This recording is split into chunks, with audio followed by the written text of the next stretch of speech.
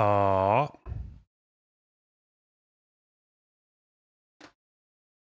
1 2 1 2.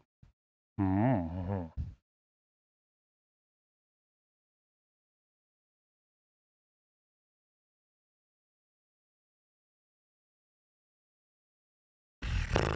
Okay. Okay.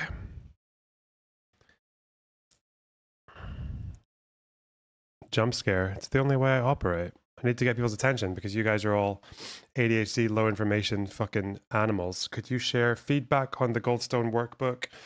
Oh, let's have a look at it. Actually, no way. I decided I'm probably gonna leave Middle Eastern talk alone for like 2 days, okay? 2 days. Because I want to start planning a bunch of more prepared videos on that stuff, and I just want to let it rest in my mind without new information getting rammed in there.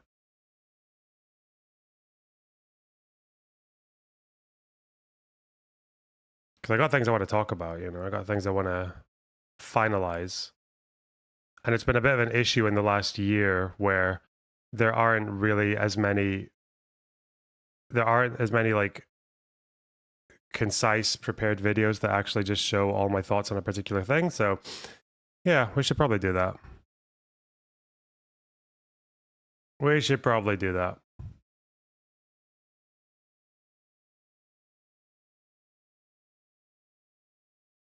Are there other reports that we'd want to create? I want to. It's hard to tell because I don't know. Is Al-Qassam PS still down? No, it's not. Okay, so there are two things I want to do on that level, practically.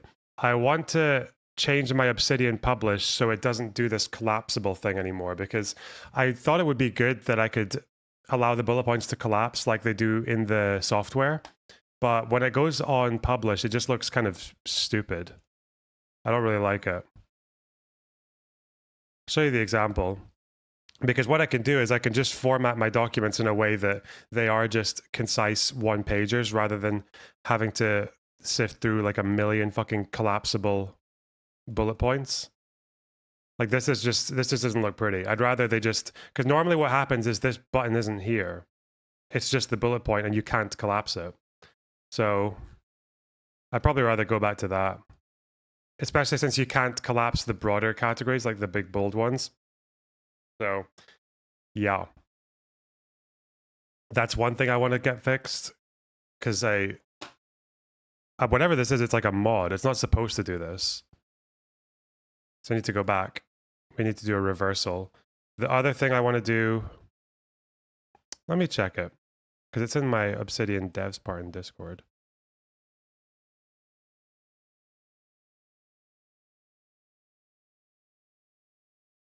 Where is it?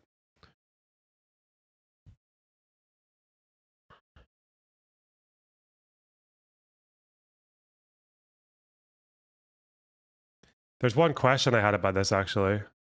So someone took my little Goldstone report research on Cast Lead, and they matched all of the Al-Qassam entries with the Orient study. So TLDR, there's a few airstrikes on the first day of this war in 2008, when Israel smacks up a bunch of police and security headquarters buildings. There's a huge contention over whether or not the police and the security workers were civilian or militant in nature. Israel argued that they had incorporated themselves so much into the military and overlapped so much with the military that the buildings were fair targets because most of the people there were militants. But Goldstone argued that there wasn't enough evidence for that. So they produced an Israeli study that showed the majority of them being fighters. And then Goldstone said this evidence wasn't good enough. So I looked at Al-Qassam Brigade's own website. I wanted to see if the names matched. But I didn't, unfortunately, finish comparing the two studies, but this person has. So these guys are saying that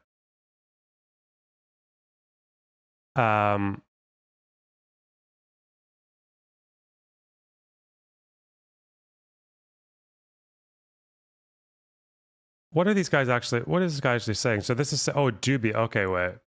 Total identified 40. Oh, so Goldstone is saying what? That 78 claims by the Israeli study were fake or dubious, but turns out only 42 of them were. So your total number is 278 militants identified. Orient identified.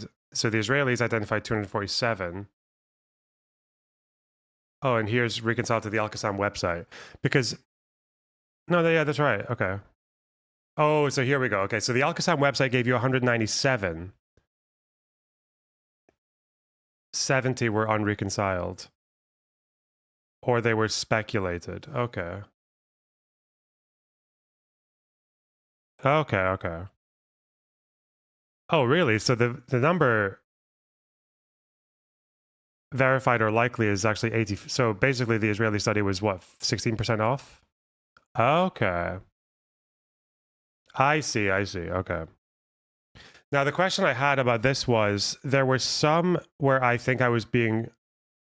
There were some here where the dubious thing is like the names don't translate very well. So I put a little like possible mismatch here. But I don't think I went back on this when it turned out that the biographies matched. So I wonder if. Is that what you did for these green ones? Sorry, yellow ones. I'm colorblind. Jesus Christ. You can manipulate the data to update the numbers. Yeah, that's the question I have is like, so if I say possible mismatch, I think this is because some Arabic names, when you're going, because what you're doing is you're going from Arabic names that are, you have Arabic names that are translated to Hebrew, and then the Hebrew is translated to English, and then you're trying to translate the English back to the Arabic names. So it's like, unfortunately, that means that some people just had like random fucking nouns or verbs or adjectives for their names because of the way the spelling worked. So, for example, this guy, Ibrahim Yusuf Nafal, why is he apparently a mismatch? Possibly. Let's see what Orient says. Whoa.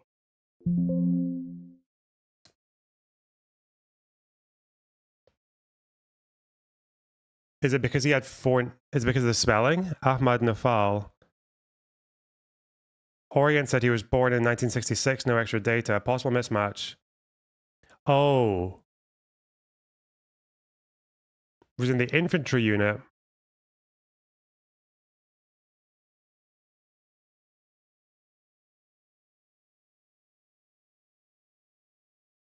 Joined early in the ranks of the security force. Oh, is this because this guy might have left his role?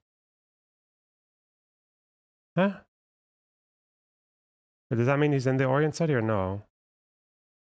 If it's on page 5, let me find it.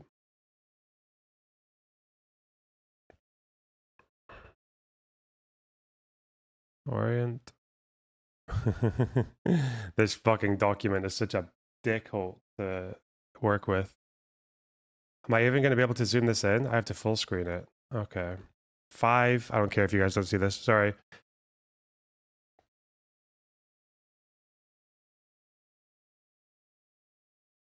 Is it because he's not on page 5? What? Wait, born 1966. Here. Oh, Ibrahim Yusuf Nafal. Oh, this is different. This is a guy who wasn't listed as being in the Al-Qassam brigades. You see here, the guy we're talking about here. Okay, so this is why I need to double check. I'll need to go through all of it. Fuck. This guy here is listed in white.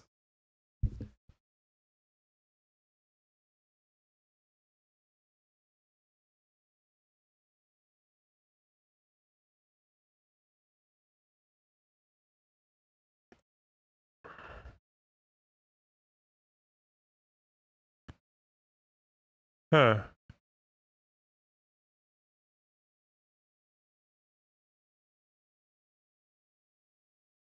But this guy's name's in white, so the Israelis haven't said that this guy was in the Al-Qassam brigades, but their own website, I'm pretty sure, says that he does.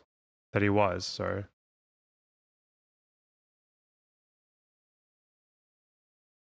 Yeah, because here he is, Ibrahim Yusuf Nafal.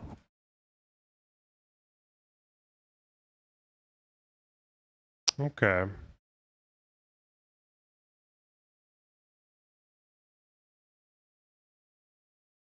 Hmm. But maybe this is because the guy left his role, but they're saying here, not satisfied with his work to protect the borders, so he set off towards the home front, joined the security force, granted the rank of captain.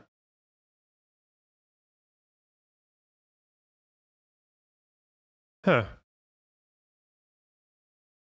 So this guy this is the opposite. This is someone the Orient study didn't count as a militant. They didn't count him as Al-Qassam brigades, but they've claimed him.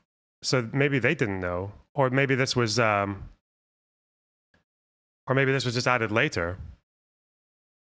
Because I mean, okay, he's clearly like he's clearly a soldier, and he's listed as one. Got what he wished for. Oh yeah.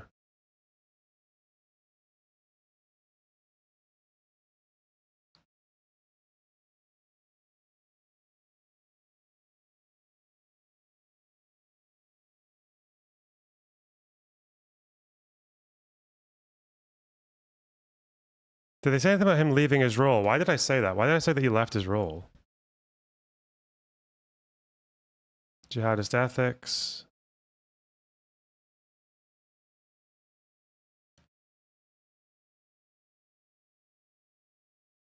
Yeah, the security force that was formed by the resistance governments. This is 2007 when Hamas basically consolidated their police and security force with the military. Like they overlap them a lot. That's why you see like Hamas pictures of Hamas police vehicles from this time when they're full of soldiers. Yeah. So he was at the headquarters of police and security. It's a mismatch if Orient didn't have them listed. Yeah. Yeah, but it means that in this case, they didn't list them when they should have, because what you'd expect, if it's Israeli intel, the trend is going to be that they're probably going to claim more people than actually were accurate. So they're going to class more people as affiliates who are actually not, rather than the other way around. But in this case, they didn't class this guy as a militant, but he was. So they did the opposite mistake in this way. But maybe that's because I think a lot of these obituaries don't get added until much later. Although I'd imagine with Israeli intel, they probably have more than just obituaries, because obviously they target them at the time before they've died. But obviously this is the easiest way to do it, because this is Hamas themselves on their own web pages making these claims. Like, this is an official website. It's not just some fucking random fanny.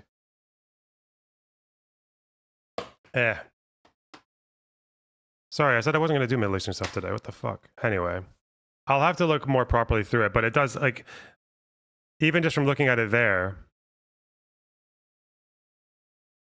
it's quite easy to work with, yeah. Actually, one second. I think my editor also wants to do something with it, so there we go. Huh.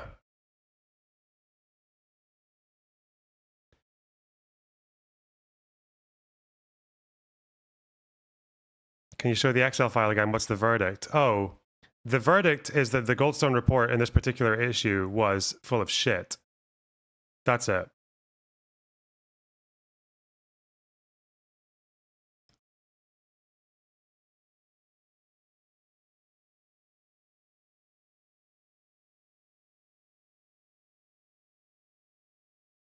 Because Goldstone's conclusion was that there wasn't enough evidence that the majority of these police and security officers were also soldiers. And the criticisms that they made of the Israeli study are just so you would have to have just not read it or not checked their methodology to make that conclusion, because the way that they get around it is they say two things. One, they say that Hamas claims martyrs all the time, right? Like, and they're like, so you can't use just claiming a martyr as evidence. And the second claim that they make is that this Israeli study sometimes just lists Hamas Al-Qassam brigades, but doesn't say why. They don't elaborate on what they were doing. So the Goldstone thing is they're saying, oh, but just because they're Hamas, you can't just say that makes them soldiers. That's not how that works. But if you'd read the methodology of the study, you'd know that they address both of those issues. Because it's not just that they were claimed by Hamas, it's that they have full military biographies, like, of their entire fucking careers, and they have pictures of them, and in some cases they have videos of them training. And Goldstone could have checked all this at the time, but they didn't. So it's just fucking mental.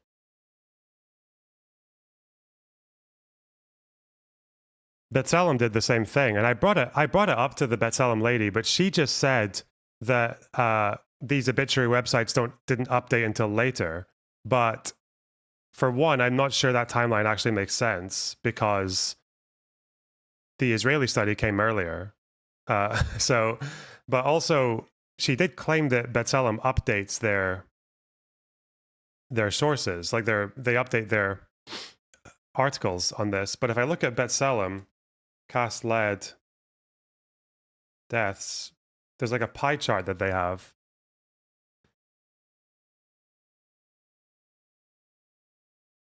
Where's their pie chart?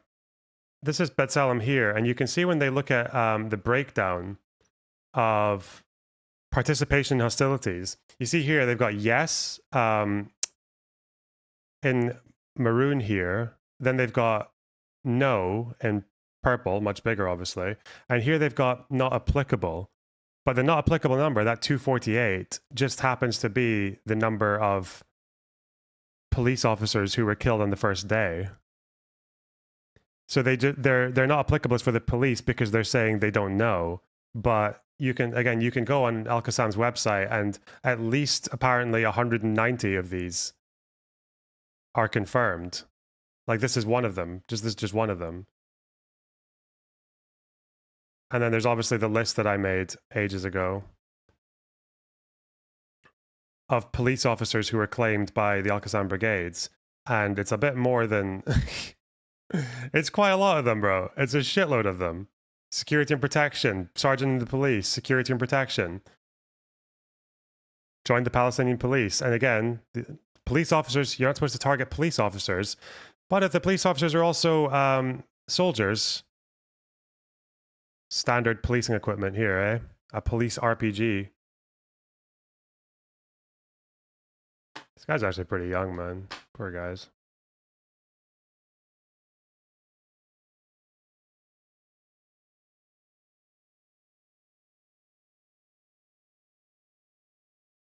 Anyway.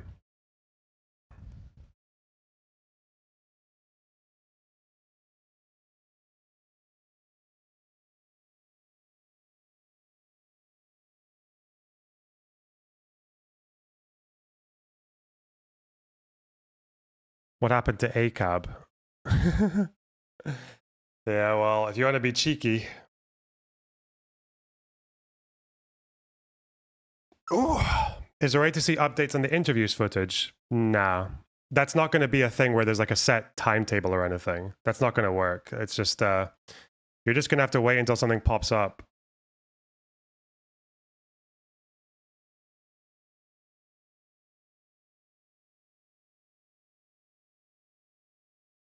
Hmm.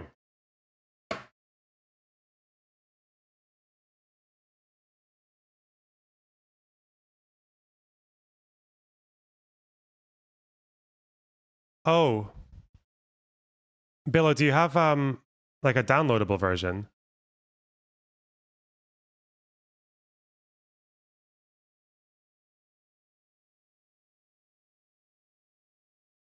That could work. Someone's asking if you have a downloadable version. Okay, cool. DM. Okay. Cool.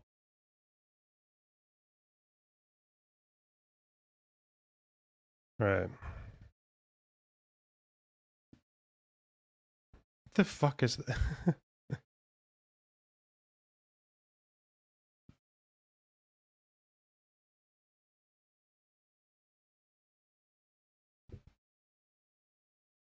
Are there similar documents to Goldstone to analyze other wars between Israel and Gaza? No, I don't know for Goldstone, but I know for Protective Edge, there are different claims made by, I think it's, is it B'Tselem and the Israeli government. So the problem with Protective Edge, though, is that I looked at the date window, the date frame of Protective Edge, which is a bigger operation than Cast Lead. And on the Al Qassam website, the number of people listed in that time window for Protective Edge is like 550 or something. There's a lot there to work with. And PIJ also lost a few people there as well. So that's going to take a shitload of reading. That's going to be an off stream, just like clicking a bio, reading it, taking a note, date, name the role. Yeah, that's going to be fucking. Did they actually die as part of this war? Or yeah, that's by any votes necessary. Oh, there's a little ballot written on the gun. That's cute. Is this the the political ideology of the community? Fuck me, man.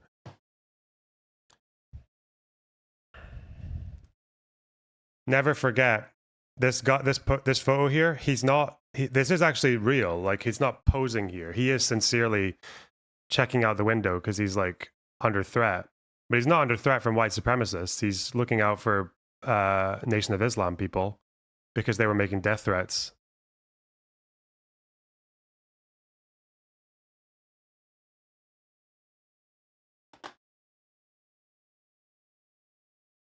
This is the jihadi box doctrine, by any votes necessary. True. Sheer facts. Who's this? What?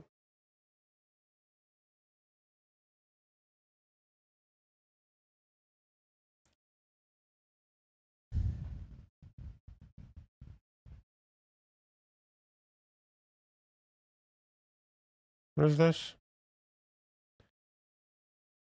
Man, the responses to this are really blackpilling. Oh god.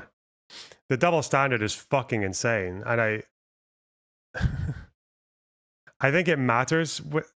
I'm kind of fed up with the double standard from like the fucking Hamas simping like commie side. I don't care about that so much anymore. Like, that's if every like honestly, even if every center, I don't know how many of these people exist, but even if there's any like center left people in my community who have sympathies towards the more radical like communist wing, and then they see me as like too problematic and they want to leave, like, they can leave as well. I don't even care about trying to convert these people at this point, but because at the end of the day, they're just going to end up going into fucking political and real world irrelevance where all they do is harass people online and don't vote. So whatever.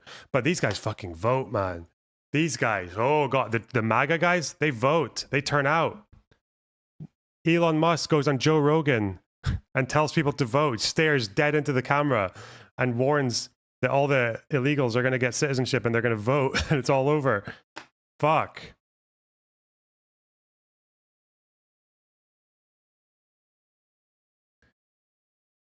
You got libs of TikTok here fucking pissing herself because Kamala Harris is drinking a glass of wine. Okay.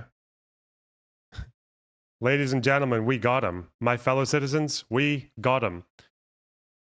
And I'm like, okay, a glass of wine versus Trump was found to have raped E. Jean Carroll.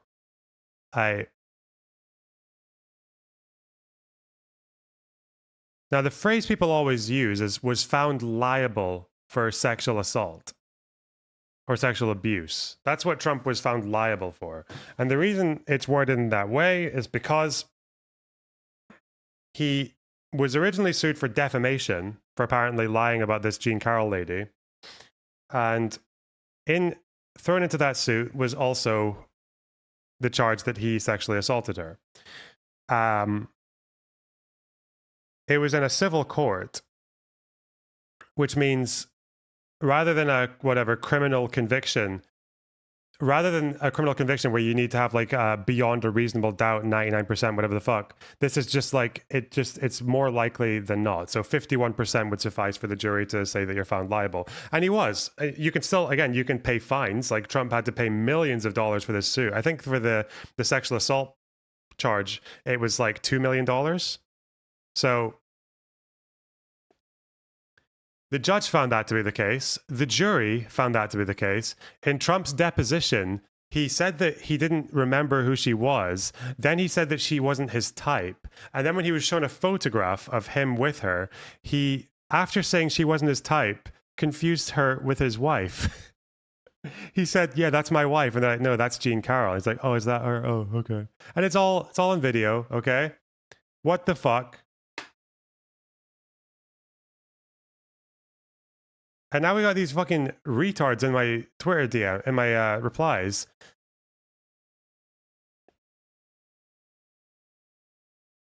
saying, "Oh, actually, it wasn't rape; it was sexual abuse. It was sexual assault." And I'm like, First of all, when you have one of the hardest crimes in the world to prove, yeah, you're probably not going to get beyond a reasonable doubt decades later. But the American justice system still allows you to find someone liable, okay? You can still adjudicate, you can still find someone guilty, like more likely than not, and a jury can decide that. But they're doing this thing here where this person is very, very cleverly taking a clip from this where they're asked, did he rape Jean Carroll? And the jury says no, right? But underneath this, they'll say sexual abuse, and they said yes. And do you know why? Do you know why there was not rape, but there was sexual abuse? It's because, why is the judge saying? Why is the judge clarifying he was found to have raped? Well, it's because in New York law at this time, rape is defined as using your penis. That's it. Like if you do it with your knob, that's it. So if you use anything else, if you use a fucking blunt instrument, or if you use your fingers, that's not rape. But the jury did agree that Trump used his fingers.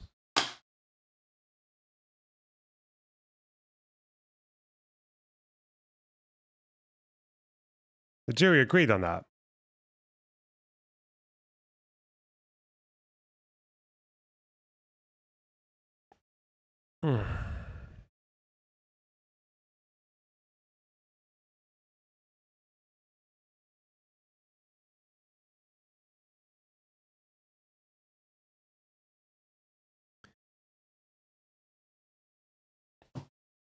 John Doe, I'm just going to assume that question's in good faith, because why not? I'll do it every now and then.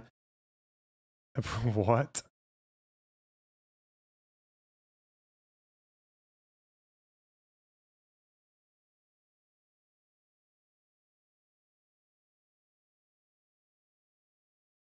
Whatever. I've said a million times. Okay, I'll debate pretty much anyone, like almost anyone.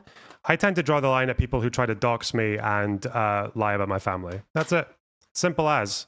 And I've said, admit to those two things, and we'll talk about whatever the fuck you want. Otherwise, no. There's no point. I'm not bothered. I'm not like gonna waste my time with some fucking like unwashed fucking retard who like basically just is the only thing that upsets him about this fucking war is that it's not like October 7th happening every day for the last 400 days. Like that's the real tragedy. But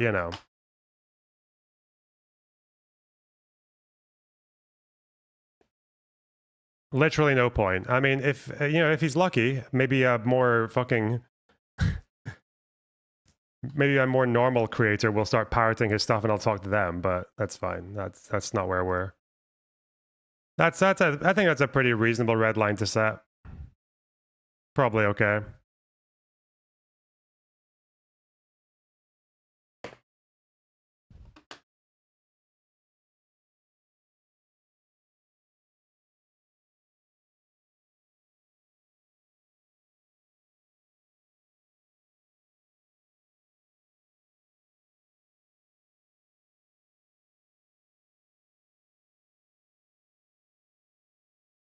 Hmm.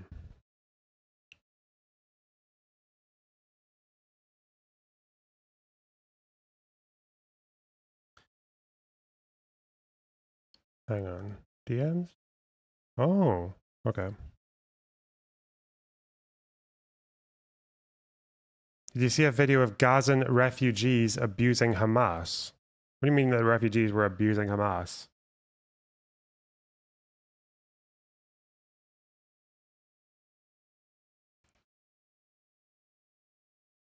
Want to pick your brain on Israel things for 10 minutes. I said I wouldn't talk about this shit for a while. God, hang on.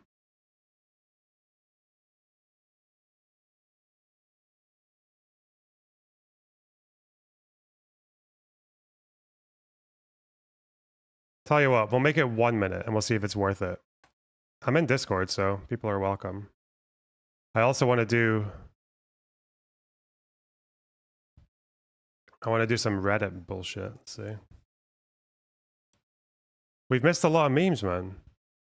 We missed... You know what? I don't think the Ethan Hassan thing is going away anytime soon.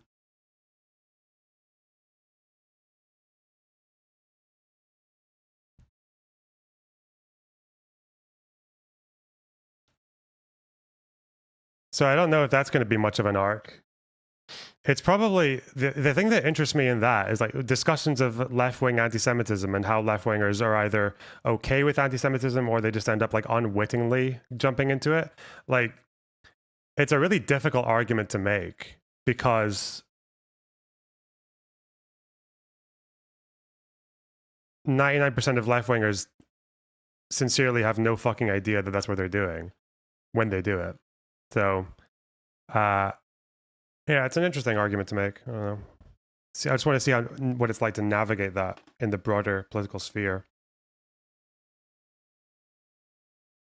Hello, Deepic. What's up, dude? So I was just having a little discussion with some of my buddies last night, and for some of them, they keep going over this thing where they keep saying that like Israel is or was like targeting people's like legs intentionally just to like cripple them or whatever the fuck. I was trying to see like Well, like in 2019. yeah, right. My understanding, right, a lot of that was to stop them from like using slings and shit, right? Like it wasn't just for funsies, right? It was like they're not just bullying people, No, or was obviously it was for funsies. That's what they do, right? That's the what? Like, yeah, that's the they have like yeah. this the fucking the Maim the Arabs unit that just kind of like does rotating shifts, and if you don't believe that, then you're probably a monster. Yeah. I okay, so sniping like typically I don't know the exact protocol for Israel, but I think it's quite universal around most militaries. Typically, a sniper is trained to go for people's center mass because that's the biggest thing. Heads, Yeah. they move around a lot. Legs move around a lot. The targets are smaller, they're thinner, so they tend to aim for the center, right? Because that's usually a sniper bullet, which is quite easy. Yeah. sturdy, is quite strong, is going to like damage you enough that you won't be a threat anymore if they hit you like in the chest or something. So that's usually what they do. But sometimes if there's particular like a position where like I don't know, people are like moving through windows or something, and like maybe their head is like the only thing there, or if there's a bunch of people staying still, or like fucking accidents can happen. Yeah, so sometimes they'll hit heads, or sometimes they'll hit like legs. The thing with legs is that if you have a situation where you can afford to where you're not really trying to shoot to kill, but you want to shoot to like incapacitate, and you've got the time to aim, then yeah, there would be situations that are very unique where you would go for where they go for the legs, and that's what they did in the March of Return. And it's because the way they saw it was they were defending the border fence, like that was their military objective. And if people attacked the border fence, or they were leading people to attack the border fence, they would shoot them in the leg so they couldn't advance further, but they also wouldn't kill them. That was the idea. Yeah. And they did that. I think they shot like 6,000 people in that 1 year period about that. Yeah. For sure. I guess I'm sure you get the child what's it called? Like they're just shooting children or whatever the fuck. Like like there's a lot of kids in Gaza right now or whatever that have like a lot of missing limbs and shit like that, right? Just from debris and shit like that. But I don't know. Do you have like a good way to explain the difference between like the people at like the Great March of Return, right? That like fence shit, where they're like using slings and shit versus like children right now who are like getting caught in like debris and shit like that and having their legs pop off there. Like I don't know how to. Well, they're two There's a lot of completely people who different seem to think scenarios. One of them is like urban yeah, warfare. The other one is defending a border fence. yeah. I don't know. Like, I'm not convinced that everyone in the IDF was behaving ethically during the March of Return. Oh There no, were a few 100%. incidents presented by the UN that just shows people who there is like no good reason to be shooting them, like at all. I don't think that's the case for most of them because it's a difficult situation. But Yeah, yeah, there was obviously instances where there was like huge oversteps, and obviously people got like their lives fucking destroyed for that. But yeah. if you're, I don't know, like the if you're talking about shooting in the legs for the border fence, it's just that like I don't know how maybe people genuinely don't believe this, but like I've been to Lebanon and I've been to Israel. I've been in northern Israel and southern Lebanon. And when I was in Lebanon at the age of 13, okay, no one had to tell me not to Not to approach the go up to border the fucking fence. border. No Yeah, one told me to do, yeah, because I know, like, I would expect yeah. if I was going to go up there to where there's an opposing military on the other side in the Militarized. context of an Yeah, armed conflict, I'm probably going to get yeah, shot, right? Same yeah. with being in northern Israel. If I was going to walk up to the Lebanese border, yeah, I would expect Hezbollah to shoot me. I don't even know if I'd expect a warning from those guys, to be honest. Yeah. North Korea, South Korea, same thing. Like, there are times when obviously it's hard to justify, like, okay, what if like one person went up to the border fence with fence cutters, broke through, maybe they had a knife in their pocket or something. It was like you could probably find a way to just arrest them. Like, that's probably not difficult. But when you've got like hundreds or potentially thousands of people who are ready to run there, and I think the buffer zone is like, if the border fence is breached, you've got like a 60-second or 2-minute window before you've got like tens of thousands of people behind the buffer zone who could potentially run across and get in. When you're in that situation, then yeah, you have to defend the fence. That was at least the rationale that they gave.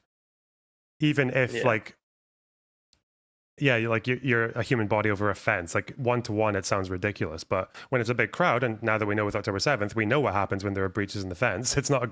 Yeah. It follows up. It can get followed up by pretty bad things. So yeah, I don't know. I think it's a pretty understandable thing there, as a concept. But you wanted to ask about what, the current war? Oh, like that, and then I guess did you see like the New York Times thing or whatever with like the person saying like there was like headshots into kids or whatever the fuck, like Yeah, so they said 5'5". that there were like 65 doctors, Uh-huh. and they gave images as well. And yeah, they're talking about how they saw almost some of them saw almost every day there was like a kid with a bullet in the head, right? Hmm. Okay. I don't actually know why people started saying sniper bullets, because I don't think there's any Yeah, evidence that dude, they would these have were all blown sniper their bullets. fucking heads apart. Yeah, if you Like, if you snipe someone from an effective range, like, yeah, there's not going to be that much head left to scan. no. But in any case, like, I mean, it could still be sniper bullets, because like a sniper bullet from an ineffective range could do that, or like a bullet like going through a wall can do that. So it's not impossible. Okay. But it if you think it means that there's like this assassination fucking or program for people just sitting there looking through the windows of houses to find a kid and then just fucking popping them in the, like, that happening like in like a widespread fashion with like no whistleblowers. We have whistleblowers for other atrocities, even at this current war. We have them for a lot of things, actually. Yeah. But if people are getting shot in the head, my guess is some of it's going to be mistakes. Some of it might even be Hamas killing people, because Hamas does kill people. They kill people for Yeah. dissent and shit like that.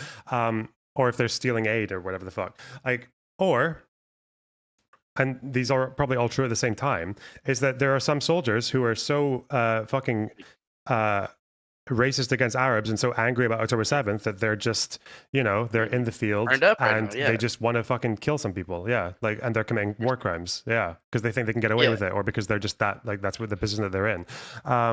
So yeah, it can all be true at the same time. And I've always said that. Yeah. And I've always said that, like, I even said that fucking snipers, like, or even soldiers committing murder, it's like, that's a systemic issue probably in the IDF, because they don't Yeah. punish people who do that, at least not Yeah. effectively. So Yeah, I think multiple things can be true at the same time.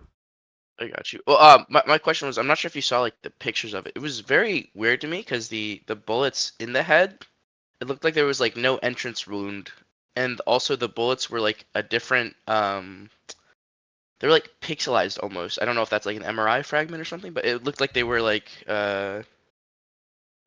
almost like shittily photoshopped into No, I mean, like, the again, thing. I'm sure unless you're like I'm someone curious if unless you you've had looked a them, lot of but yeah. experience with looking at bullets and heads, no, like the photos are real. Yeah, they're real. Okay, for sure. I got you. I got you.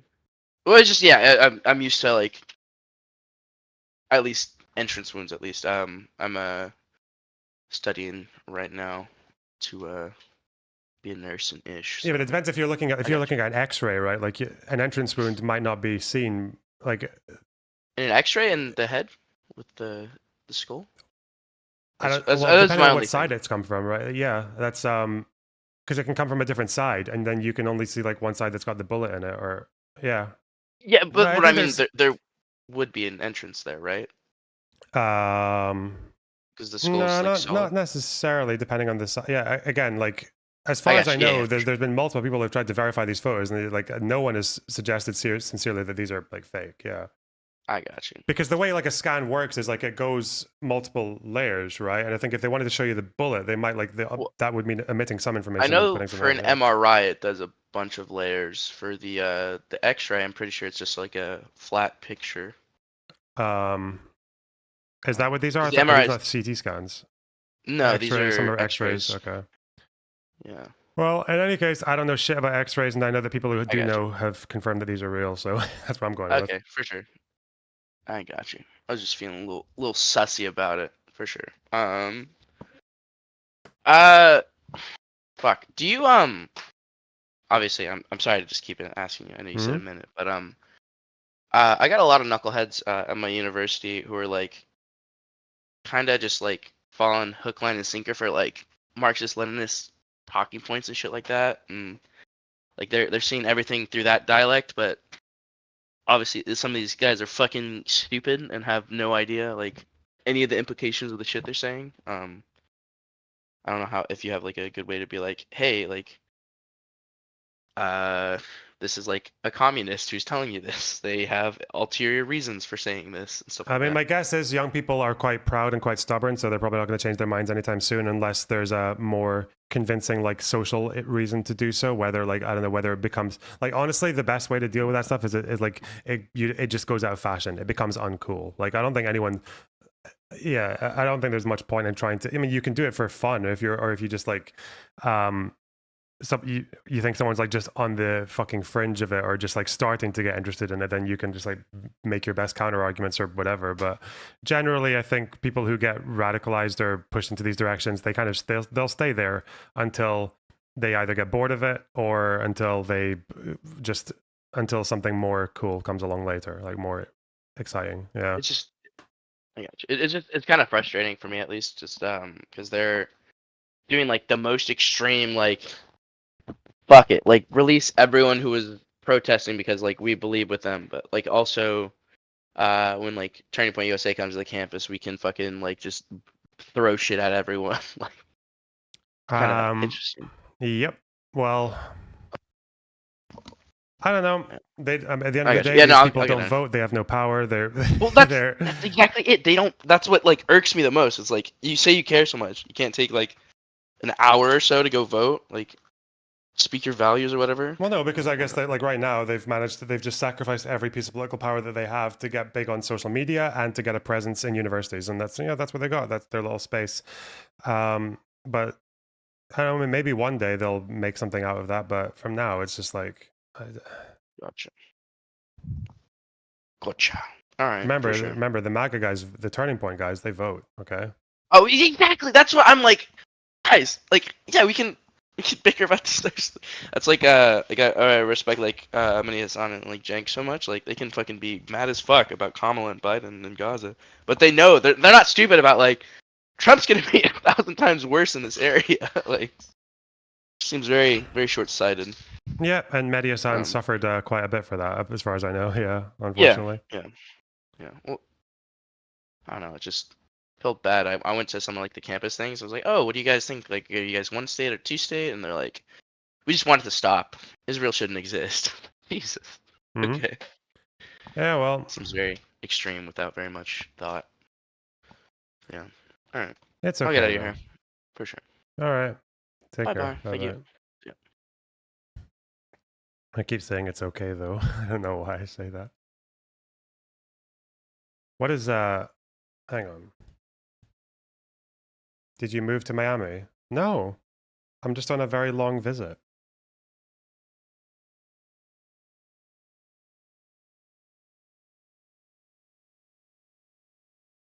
Where are the memes? What's the meme?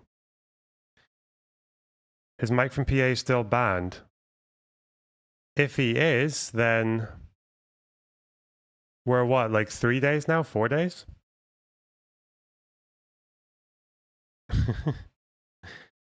Would Cenk have beaten Trump? At this rate, I don't know. He's got economic populism. People like that, right?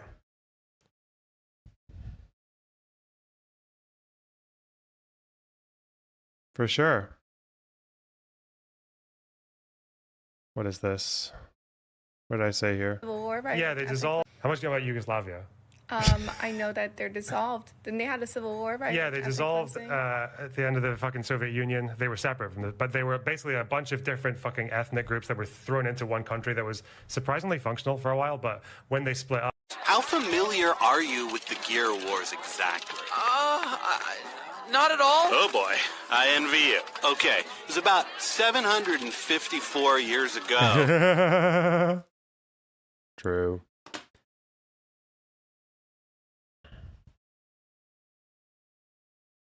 Replica is kind of weird. In World War II, the USSR had female snipers, and Israel had these mixed gender armies that defeated the hypermasculine Arab armies.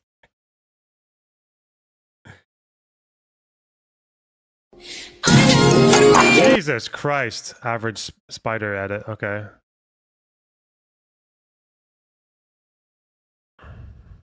I don't know. I just sometimes you feel like a stream is sort of circling the drain a little bit. Like there's not much going on, and you just have to ramble. You just have to give people something to listen to. Fuck it.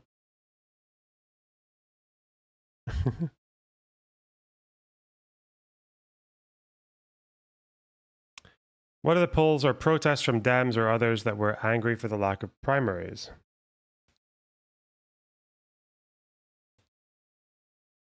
Bro, I don't think, hang on. I don't think this is really a thing, is it?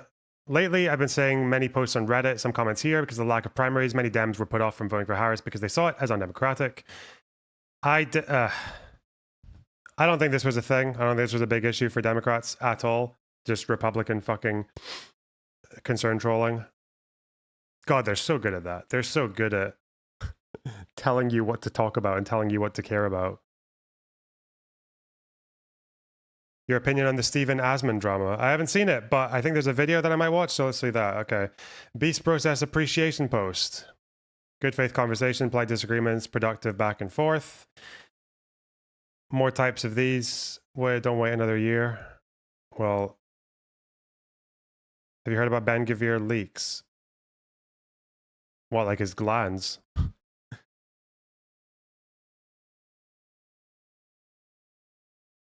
Netanyahu appoints Sattler. We did that one. Yep.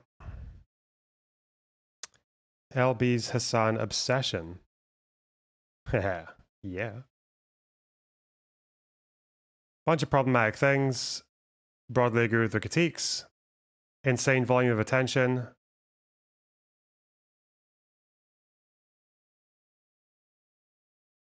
The focus on Hassan's community's abundant flaws becomes a way of avoiding self-examination, self-criticism, and criticism of his allies. I don't think that's true. I think we are far more self-critical than just about like any other community. And like, obviously you can always be better, but bro.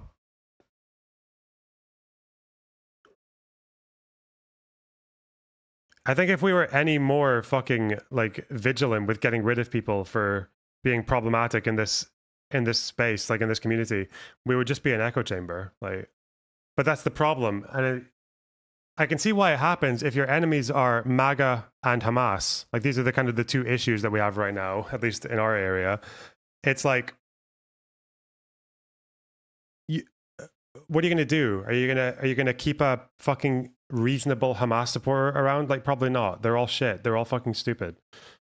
Same with MAGA. So it's a bit difficult. Yeah.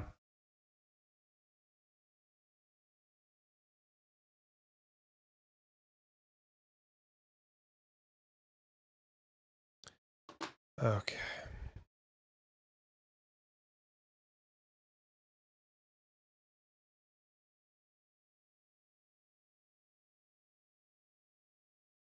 Oh yeah, platforming the Yemeni guy. If I don't go as hard on Steven as I do on Hassan, it's because what Hassan does is worse. That's it. That's it. Even though I do argue with Steven on things as well. Like, eek. This was such a stupid post. They were showing links that actually agree with my position, but did I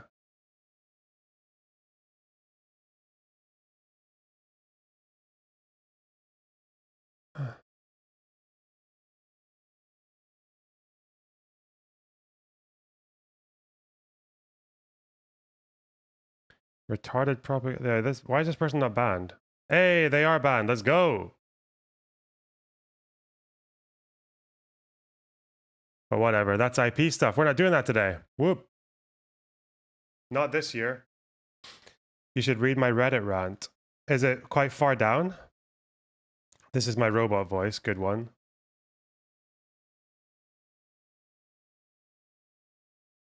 Literally 1984, but not a meme this time? Is this Charlie Kirk saying that... Wait. Oh god, these videos are so cringe. They are so... These fucking ridiculous bite-sized fucking ideology of Trump videos, they're so bad. I can't even imagine most of his voters care about this. It's so boring. We'll come back to it though, hang on.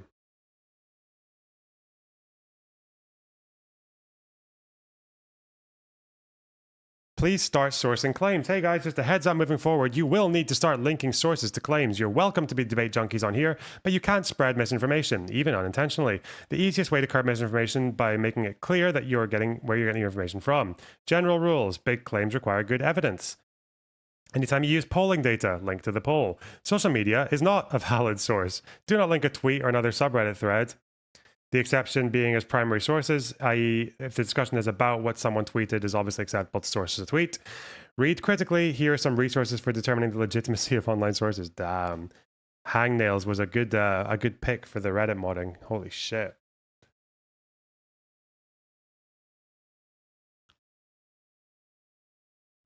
BBC guidelines. Yes. Editorial guidelines. Seen this a lot recently, leaving aside the tiredness of the trolley problem. If your reaction to this is to say, yeah, let's kill Palestinians because math, instead of let's derail the fucking trolley. Bro, you literally make fucking IKEA-themed communist propaganda videos like once every 2 weeks and don't do anything. What the fuck? You've never told someone how to derail the trolley. What the fuck? About join CPUSA. Okay, bro. Let's go.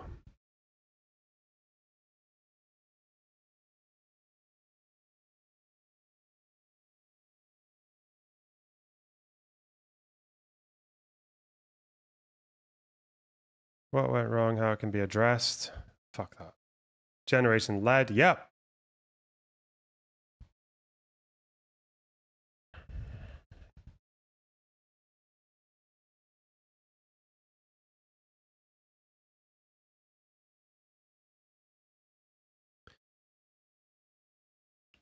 A delightfully unhinged rant to all the assholes that allowed this to happen. Uh-oh, this is a big one. Is this the one I'm reading? Well, here we are, on the brink of actual fascism, and I'm terrified and so sad. But this morning I woke up angry, and this anger feels so fucking good. I'm not going to do what most of you expect me to do and freak the fuck out, and so I'm going to do what most of you expect me to do, and freak the fuck out on some people. And you might assume that the people I'm going to fucking yell at are all the semi-sentient circus peanuts that make up the fascist MAGA cult of personality. And of course, I'm utterly disgusted by them, just as I'm disgusted by the melting, despotic traffic cone they call Dear Leader. Okay. However, there are more insidious players afoot. While I firmly hold Trump and his enablers responsible for what's to come, so too does the rest of the world. They're easy to point out. They were never going to care about who they hurt, or the truth, or science, or facts, etc., etc., etc. I expect nothing but awful shit from them. But people on the left, center-left, even center-right, to not hold them accountable for shit like not showing up for this election, that would be a grievous mistake. Not holding your side accountable for their stupid shit, that's how you end up with a MAGA movement. So this post, it ain't really about MAGA. It's about the 13 million people who showed up for Biden in 2020, but didn't show up this. This is disinformation. Don't fall for this, okay? People shared that fucking graph. That stupid graph that the Groypers were putting out, and I mentioned this at the time, okay? I didn't fall for this. Thank you. Thank you very much. They hadn't stopped counting. California is still 72% reporting, okay? The popular vote gap is now 3 million, okay? Not 15 million or whatever the fuck. I think she's 9 million short of what Biden got. So there will be a few million short. That's true. Maybe outcome determinative compared to 2020. Well, obviously, because Biden won in 2020.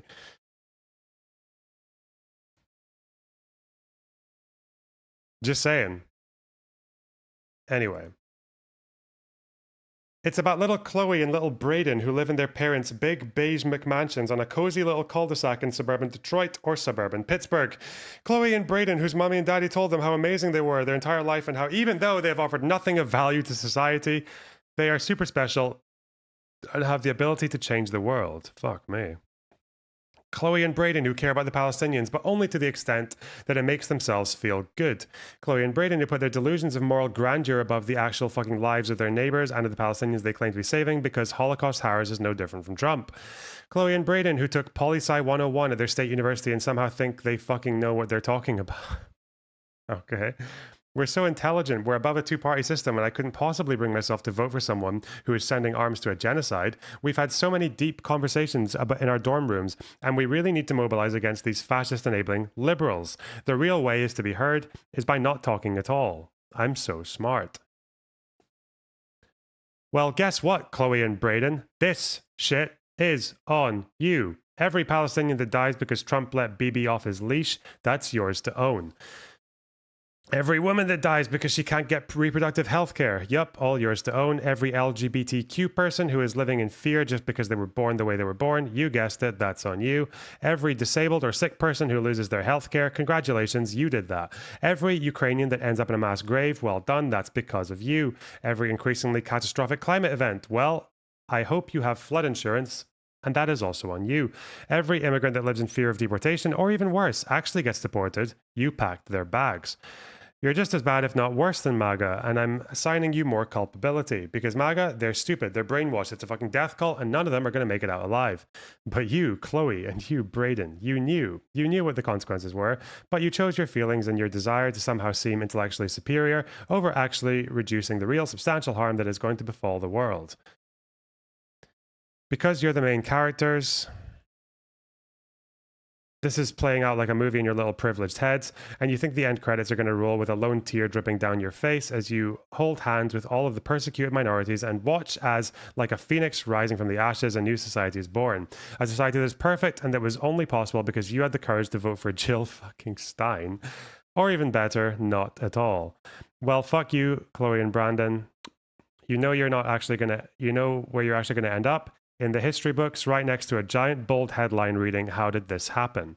And there's going to be a big red arrow pointing to your smug fucking faces. And every time we hear of some horrible shit that's flowing downhill from your shitty, ignorant choices, I'm going to remind you that it was you that allowed this. Just like I'm going to spend whatever energy I had left to ensure MAGA does as little harm as possible and hopefully eats its own face sooner rather than later. I'm also going to be there to point at you because fuck you. Wow.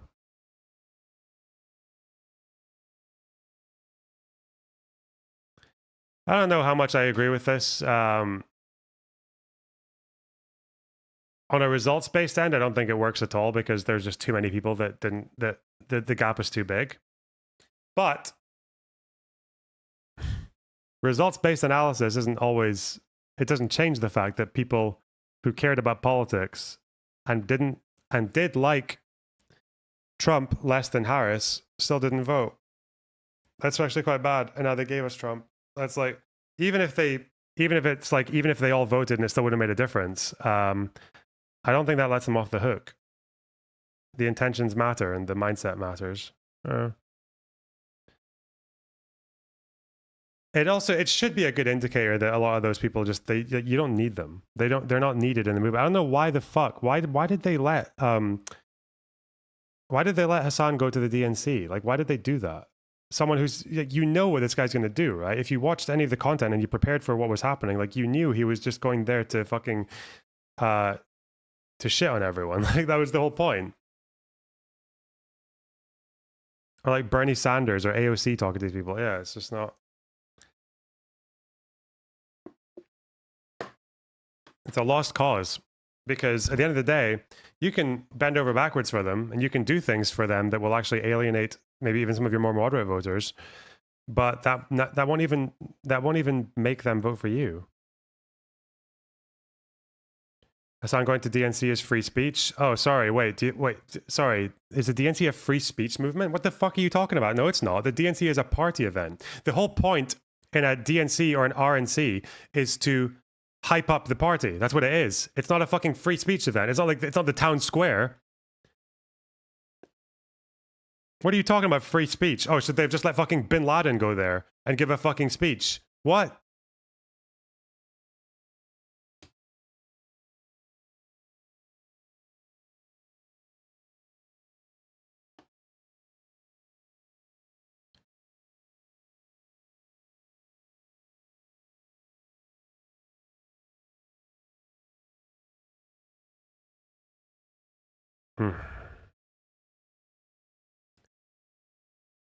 It's also difficult because, like, I don't get the dissent is allowed. Did I say dissent wasn't allowed? Did I say dissent wasn't allowed? What the fuck are you talking about? You can dissent all you want. I just don't know why you would invite someone for, by the way, dissent also implies that you're willing to compromise with the movement. Dissent implies that you're willing to give your opinion and you're willing, but you're also willing to accept some level of concession, or you're willing to accept that you might get like voted down. That's not what happens from the people who, from the Holocaust Harris gang, is not dissent. It's just people who are, it's just destructive. It doesn't help in any possible fucking way. It's not productive in any way.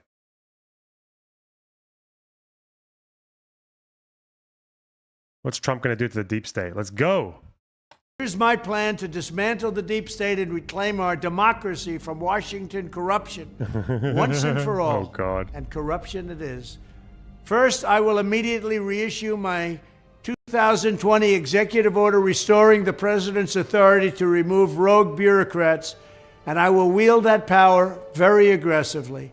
Second, we will clean out all of the corrupt actors in our national security and intelligence apparatus, and there are plenty of them. Fucking Batman. The departments and agencies that have been weaponized will be completely overhauled so that faceless bureaucrats will never again be able to target and persecute conservatives, Christians, or the left's political enemies, which they're doing now at a level that nobody can believe even possible. Third, we will totally reform FISA courts, which are so corrupt that the judges seemingly do not care when they are lied to in warrant applications. So many judges have seen so many applications that they know were wrong, or at least they must have known. They do nothing about it. They're lied to.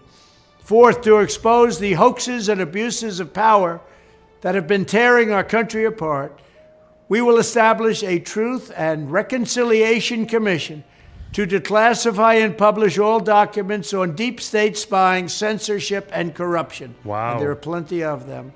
Fifth, we will launch a major crackdown on government leakers who collude with the fake news to deliberately weave false narratives and to subvert our government and our democracy.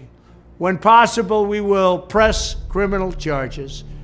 Sixth, we will make every Inspector General's office independent and physically separated from the departments they oversee. You know, for appointments to like civil service and shit like that, Trump is literally kind of like quite open now about how loyalty is going to be the thing that he wants. Like he wants loyalty above anything else. He also doesn't want to give the FBI he doesn't want to go through the normal process of preparing for transition of power. He wants to just do all so where normally you would, for example, get the FBI to vet your people who are considered for cabinet or any other important executive position. But he just wants to vet them himself, probably because people like fucking Steve Bannon, who wouldn't pass an FBI check, are gonna get security clearances and shit. Oh no. So they do not become the protectors of the deep state.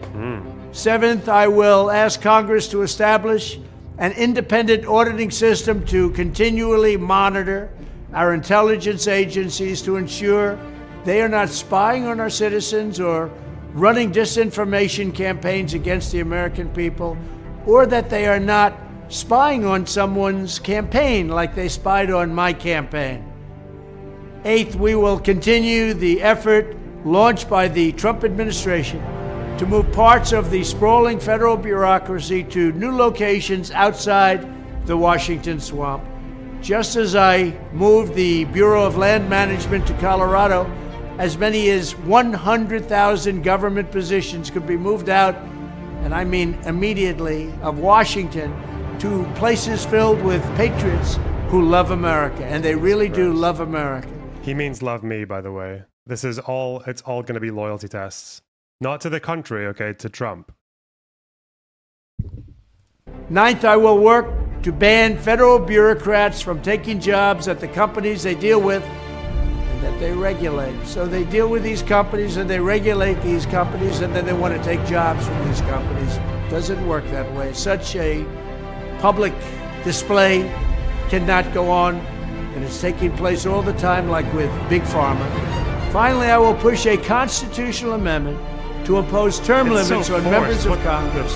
This is how I will shatter the deep state and restore government that is controlled by the people and for the people. Thank you very much.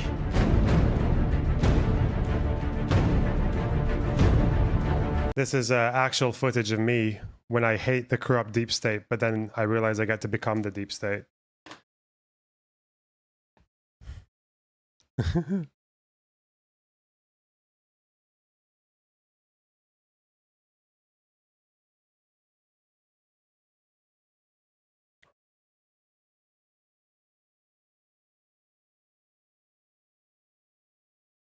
What the hell, man?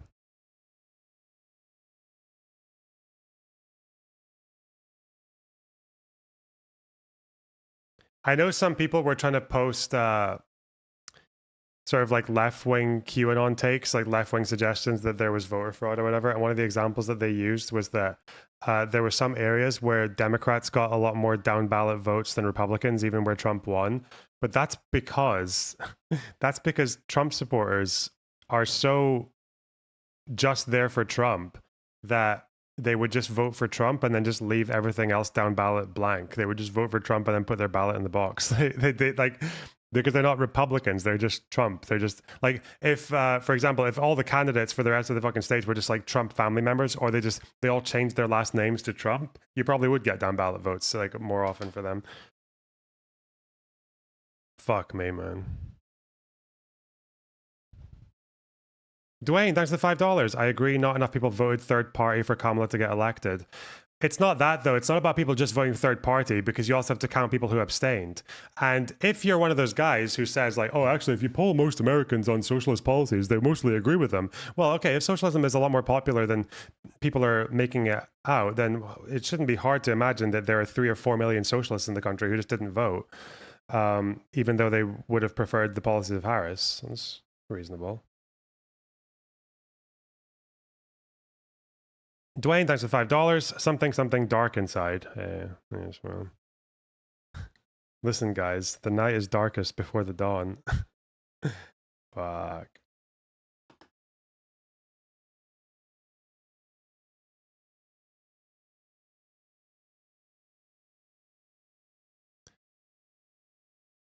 The swing states were all quite close. Well, they were anything between I think like 30 or 40,000 and like 150,000 or something. Yeah.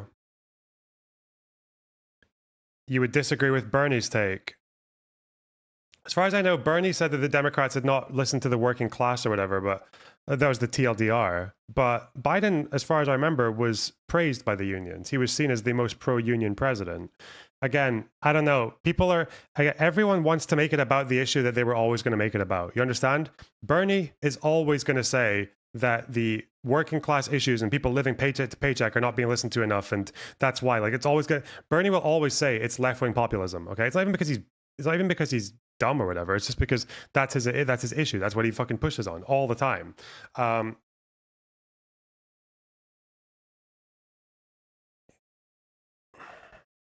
But again, the rest of the world exists. We know what happened in every other G12 country that had an election in the last 2 years, and the incumbents got fucked. They almost always just lost completely, or in some cases they lost their majorities, or they had to realign their coalitions.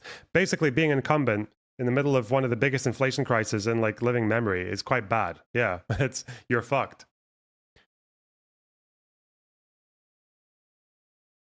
And it's not a left-right thing, it's just incumbent, because no one knows what the fuck inflation is or how it works, right? Even economists don't agree on how inflation works. They don't have there's no agreed upon theory of inflation, or especially how to deal with inflation. It's econ plus immigration. Nah, it's just econ. Nah.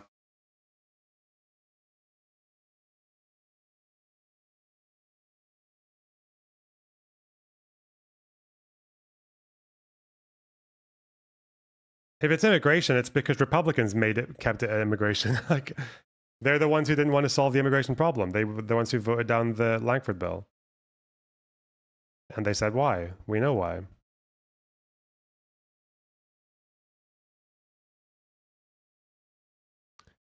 Oh dear.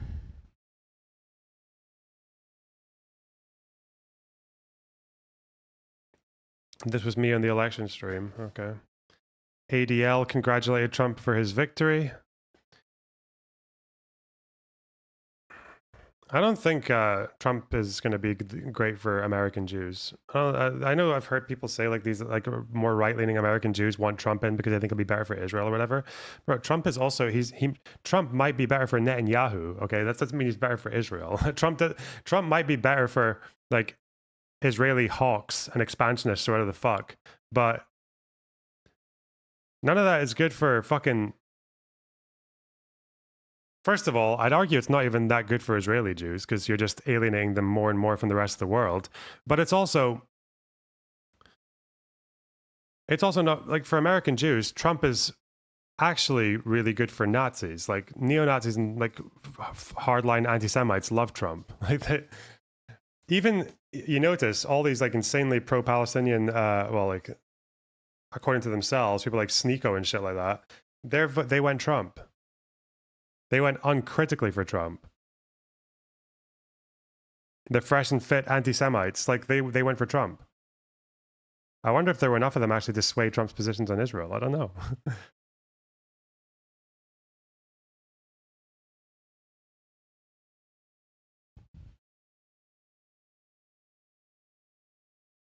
Which is ironic because AIPAC and Netanyahu and all those people love Trump a lot more than they loved Harris. Just saying.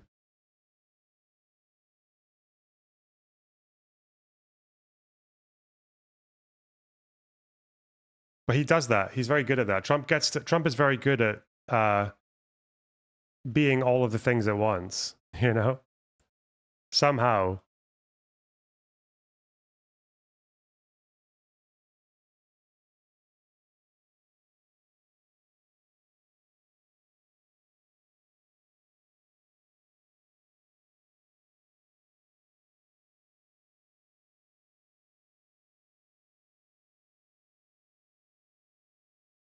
What the fuck is this? Oh yeah, Giuliani got sued for defaming those two black election workers, Ruby Freeman and Shay Moss. Lost his license to practice law. Had to pay out like 180 million or something in defamation charges, settlements. What is this headline? What? $1 million apartment, an old school Mercedes convertible, dozens of watches, just a few of the items former Trump attorney Rudy Giuliani has been ordered to hand over. And he has until the end of the week to do it. 80. Was it 80? Oh, hang on. How much did Giuliani pay defamation? Let's see. What do you say? I thought it was 148 million.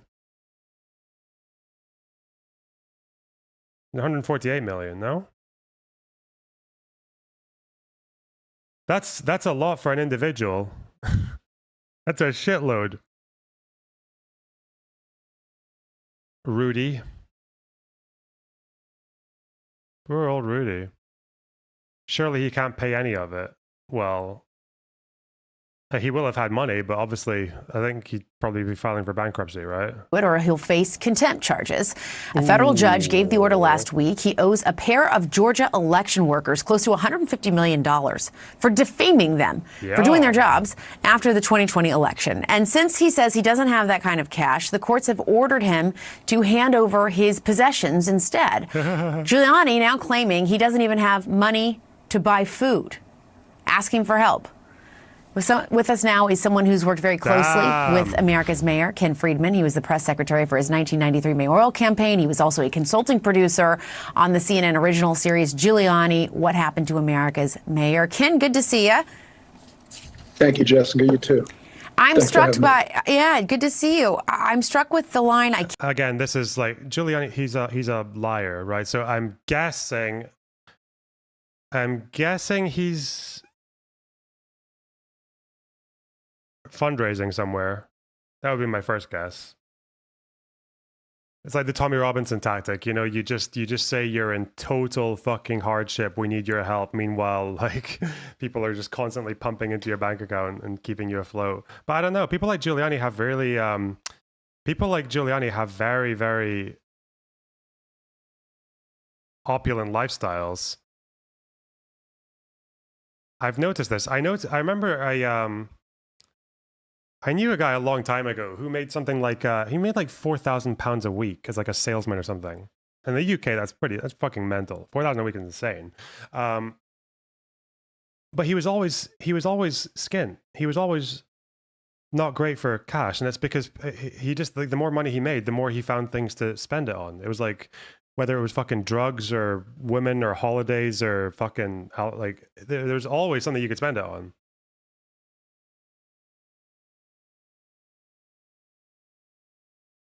Like, I wonder how many people are like that, where they've just got this massive fucking income, but their bank accounts are just dry the whole time. I've never understood it. Can't buy food. He's asking for help. What does this signal to you about where Rudy Giuliani is right now? How much is that in real money? Well, in dollars. Cocaine is obviously the big one, I think, for a lot of people. People who make a shitload of money might just be fucking skint all the time because of cocaine. Yeah. It'd be like just over $5,500 US, yeah.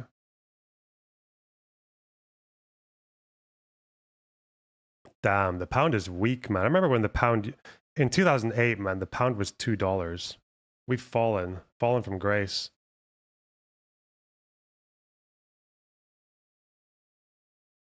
I remember being very used to it being like 1.5, but now it's just constantly 1.29 or some shit. We're weakening. Oh, that's 5,000. Sorry. But yeah, £4,000 is just $5,000. 5,100. Not even 5.5. Fuck. But yeah, I knew people who made that much in a fucking, well, one person in particular I'm thinking of, who made that much in a week. But like, yeah, he struggled.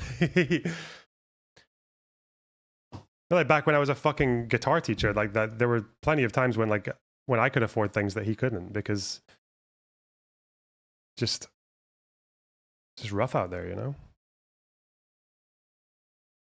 Gambling as well, I guess, is a big one. Well, I don't think he's down to his last meal. Why did he struggle? Because people who make, there are people in society who, the more money they make, the more they will find to spend. Like, it's a 1-to-1. But he's raised $150,000 since yesterday, since he posted Which is on why you tax the absolute cock out of them, because it's the best thing for them, because it pays for the fucking healthcare that they're gonna. Oh God.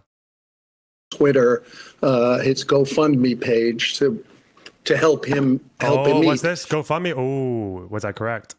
He's asking for help. What does this signal to you about where Rudy Giuliani is right now? Rudy?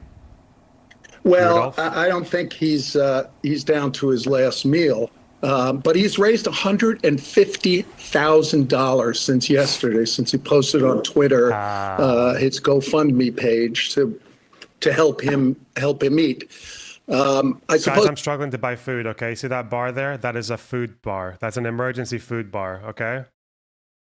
Listen, that food bar is my stomach for today, okay? You want me to go on a 10% empty stomach? My God, what the hell? Guys, I can't buy food, okay? I've lost so much because of the... Wait. Inflation! I've lost the inflation. The Harrisflation. That's some tailwind from Trump's winning, that $150,000. And Giuliani probably feels emboldened that Trump was reelected, but he can't help him in Georgia. He can't help him in Arizona because those are state charges. So he's on his own. That means no pardon. Ha ha ha ha. If it's state charges, you don't get a presidential pardon. Does Trump even like Giuliani anymore? Because bro, if you're Trump, Giuliani fucked you. Like, he failed so miserably, and he went to court and said, "Yeah, I lied." First Amendment. God, how embarrassing. Not that I don't think Trump cares about that, but because apparently none of his fucking voters do.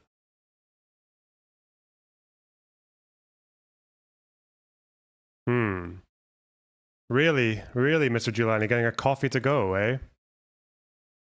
Getting a big Starbucks when you can't afford food.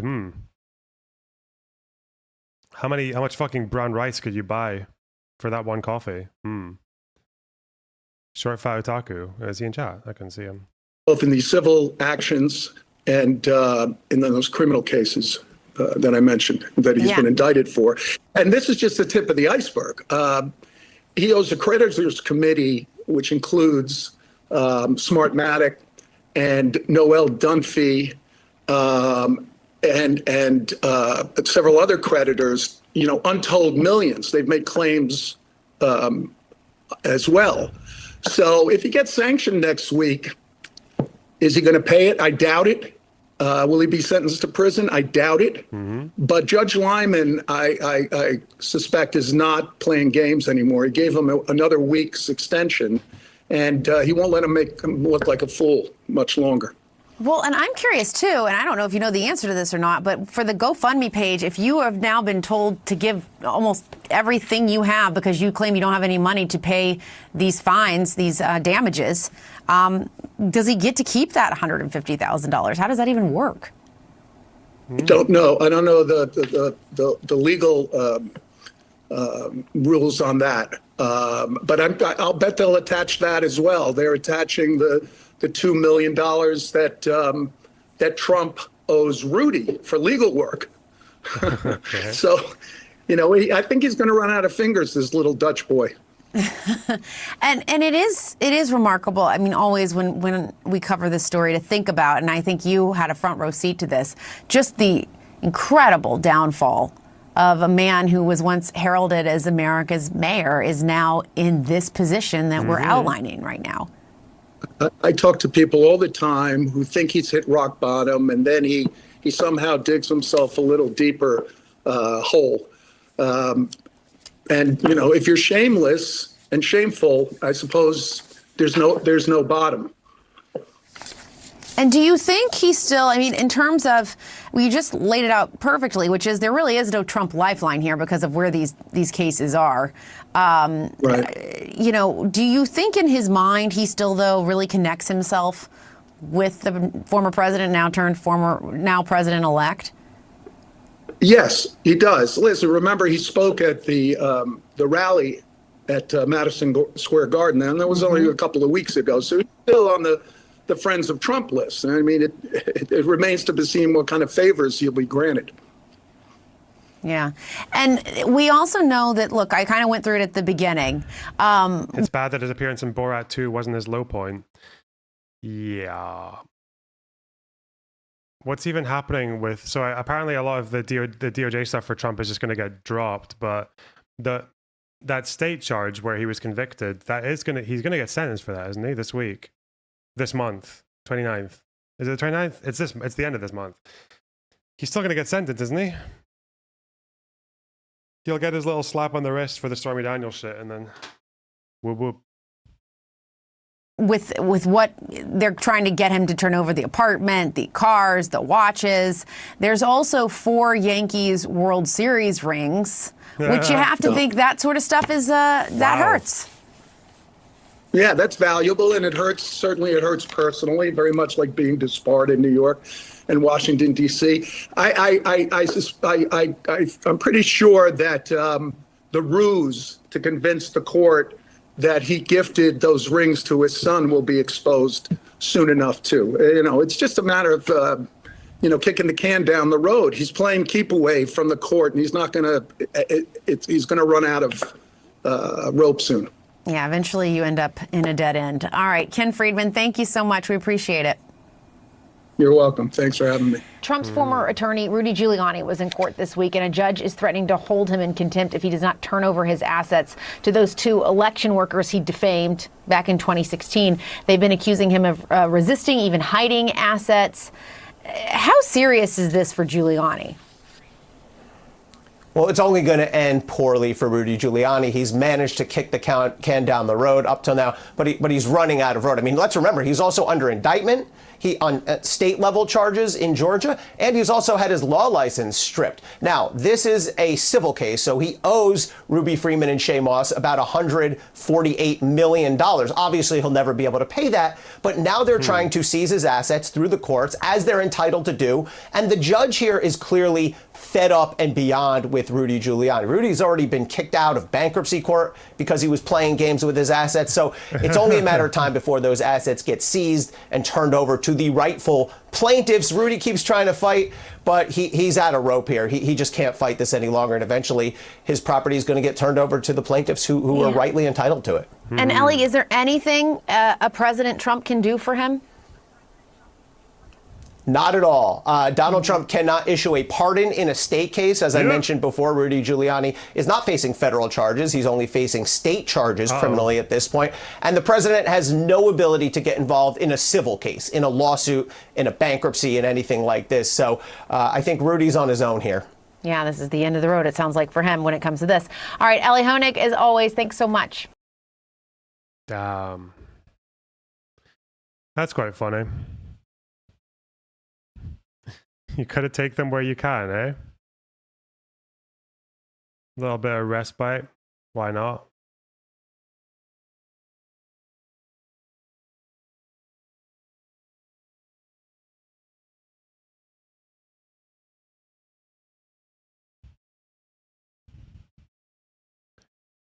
Now, why is Asmongold fighting with Destiny? What's going on there? Pasta, thanks for the 20 Swedish. Can't even remember the word. I trust you. Yeah. And Marcus, thanks for the 5 gifted subs. Really appreciate that. Wow.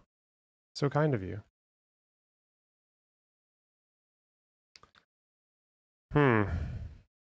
Because Asmongold is a moron. That doesn't really narrow down the issue.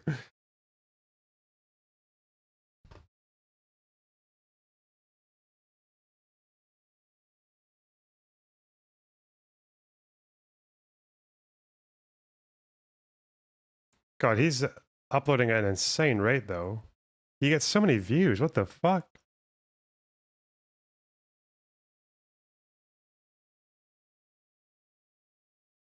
Why are left-wingers unsubbing? I wonder why. Okay, having a go at Pac-Man there. Bernie Sanders to the Democrats. Oh, he's getting a lot more political. Okay. What am I looking for, though? Destiny, Asmongold?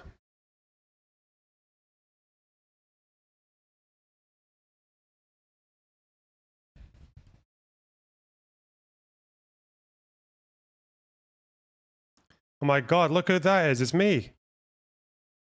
That's Bonner clocks. All right. Sick. XQC and Asmongold. What? His editors are Russian. Is that what we're doing now? We're just saying this person is a Russian, therefore. Asmongold defends Destiny from violent threats on Twitch. Oh, was this when legacy media is cooked? Ooh, that's a controversial one. Oh god, Elon Musk and Trump. Ugh! Oh, it's so grim. That combo. Ugh.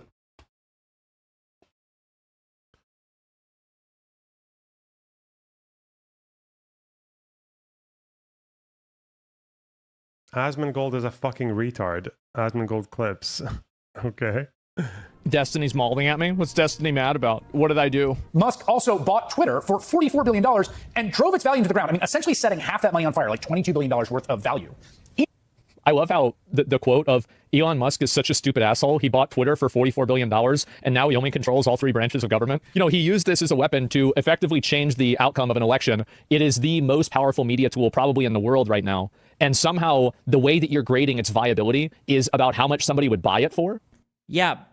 Oh, God, he's actually so fucking stupid. Holy shit, he's a fucking retard. When people are valuing the business that you buy, they're not typically thinking of it as, well, you could use it as a subversive tool of propaganda to gain, like, illegitimate control over the state. That is correct, yes. That's how it goes. When you buy a firm, you're usually thinking in terms of valuation. I respect Destiny a lot. I think that if you look at the reason why he did it, and if you look at it in the context of his other companies and his other goals, I think it makes a lot of sense. He just called you an R word? And are now apparently going to be running America. No, nobody had a problem when all the billionaires were doing that for the Democrat politicians. Nobody. Who, when, where, how? And you may say, and you would be right, that corporate titans have always had a lot of political power, certainly for the little guy in America. But really, this is completely different from anything we've seen before. I'm sorry, but like, how? What about super PACs and all these other things? This has been going on. He doesn't know what a super PAC is, guaranteed. You're not going to gaslight people into thinking this is oh wow, now it's rigged. It's been rigged, and you were defending it, but now you're not because it's not rigged in your favor. That's it. You just don't know anything. You just have no history, understanding. You have no concept of what goes on in the media. You don't even know what a super PAC is. You don't know what any of this is. Destiny, for the love of Christ. 1 week ago, you were telling XQC that Kamala was the favorite, and he bet $700K on her. Did you see XQC put $700K on it? I think the polls basically gave Kamala Harris like what, a 51% chance versus 49ers. That's where the polls were like 51-49. That's what I saw. That's where I got my 270 to 268 thing. That was just from polls. Other polls gave her a slightly better chance. A couple of polls gave her a worse chance. Okay, it's just that whole thing. It's like, oh, you gave Hillary a 75% chance of winning, but she lost. Wow, that was wrong then. No, well, like 1 in 4. 1 in 4 is not. 1 in 4 is not like a fucking world-endingly different outcome. Like, what the fuck? Dude, he asked me yesterday. He's like, "Who do you think's gonna win?" I'm like, "I'm pretty sure it's Kamala." He's like, "You really feel it?" I was like, "Yeah, I think so." And then he sent me a picture of the bet. I'm like, so funny. Then, on the same stream, you showed Harris' campaign has spent more than double Trump's. Listen to what he just said. Harris got 3 times the money Trump did? Yeah, exactly. Harris just got 3 times the money Trump did. It's pay to win? Yeah. It's pay to win, yeah. Those two statements directly contradict each other. Destiny, for the love of Anubis. You can claim Elon's wealth was instrumental in getting Trump's elected, while also seeing how Harris was pushed so much that she turned from being one of the most disliked vice presidents in history to be seen as the second coming of Obama. Meanwhile, this is what her own people were saying behind closed doors. And I'm going to say what a lot of these folks aren't saying. I'm just going to say it. If you think that there is consensus among the people who want Joe Biden to leave, that they will support Kamala, Vice President Harris, you would be mistaken. And I'm going to say that because if they're going to come out and say all their little things on background off the record, but they're not going to be fully honest, I'm going to be honest for them. I'm in these rooms. I see what they say in conversations. A lot of them are not just interested in removing the president. They are interested in removing the whole ticket. Should there have been an open primary, though? Well, see, we thought that there would be. The anticipation was that if the president were to step aside, that there would be an open primary. So you have an historically disliked vice president. Her own people don't want her. Internal polling showing Biden would have lost catastrophically. They were privately telling reporters. Again, the problem is that this is happening this is an unprecedented situation. Like there were pros and cons of both things. There were pros and cons of having an open primary, just as there were pros and cons of just giving it of letting Kamala go ahead. Okay.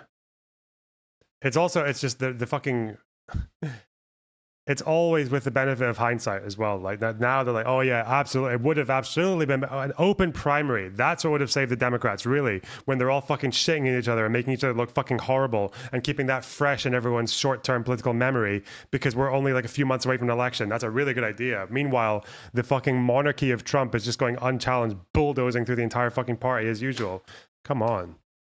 Reporters at the time that Kamala Harris couldn't win. Biden campaign's own internal polling at the time when they were telling us he was the strongest candidate showed that Donald Trump was going to win 400 electoral votes. And now you want to tell me it's not pay to win when the media was praising her as the next Obama, and you were so convinced she would win that XQC bet $700K on her. Come on now, my man. The clip doesn't even show that. The clip shows XQC sending the bet because he said it's more likely Kamala will win, which the polling did suggest. It's not like, but more likely doesn't mean it's impossible for Trump to win. But okay, yeah. Back to you, What's the popular vote? Isn't it like 50-49 or some shit? Come on. You know, he used this as a weapon to effectively change the outcome of an election, and somehow the way that you're grading its viability is about how much somebody would buy it for. I think that if you look at the reason why he did it, and if you look at it in the context of his other companies and 49-48, wow. his other goals, I think this proves it. $1 trillion. Okay, so it's $1 trillion. It's gone up by 20%. So that means it's $200 billion. Twitter was bought for $40 billion. That's how I see it, right? That's how I see it. Interesting. Ooh.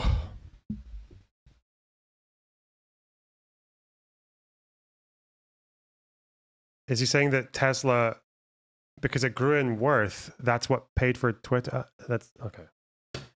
Jesus.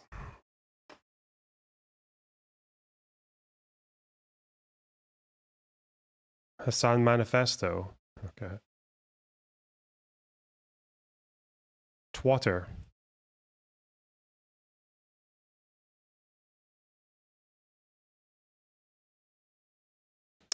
Okay.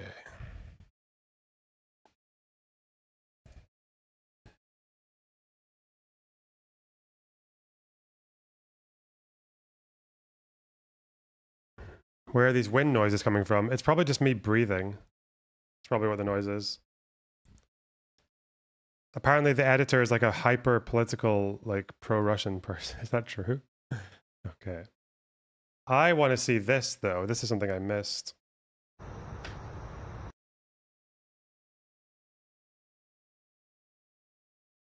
Tesla equals Trump.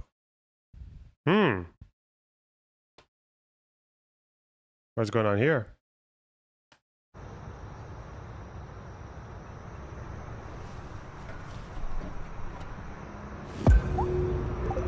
This is the story of how the world's richest person, the owner of Tesla and X, bought the global town square, then corrupted it before using his immense wealth to help elect a convicted felon. April 14, 2022. Elon Musk makes an unsolicited offer to buy Twitter for $44 billion.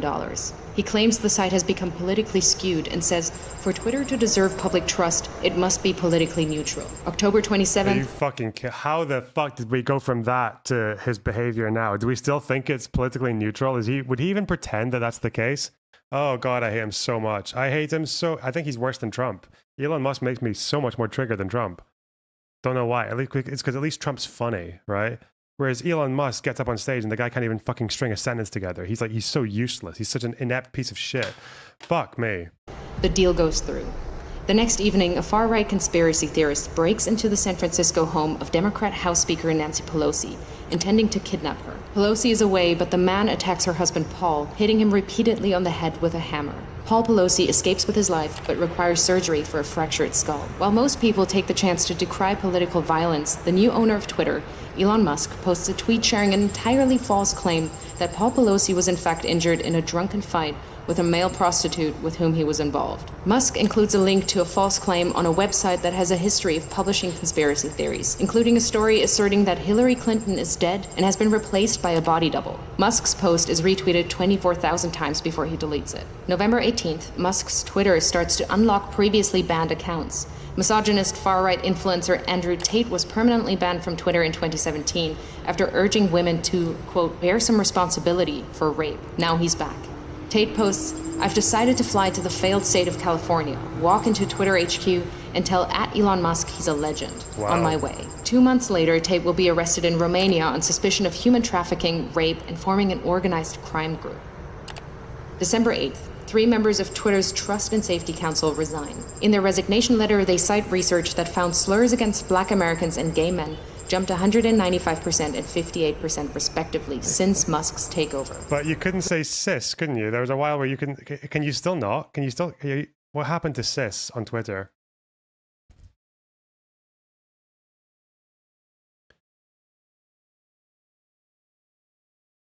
He said it was a slur on Twitter, can be punishable with suspension. Fuck me. Still can't. Bro.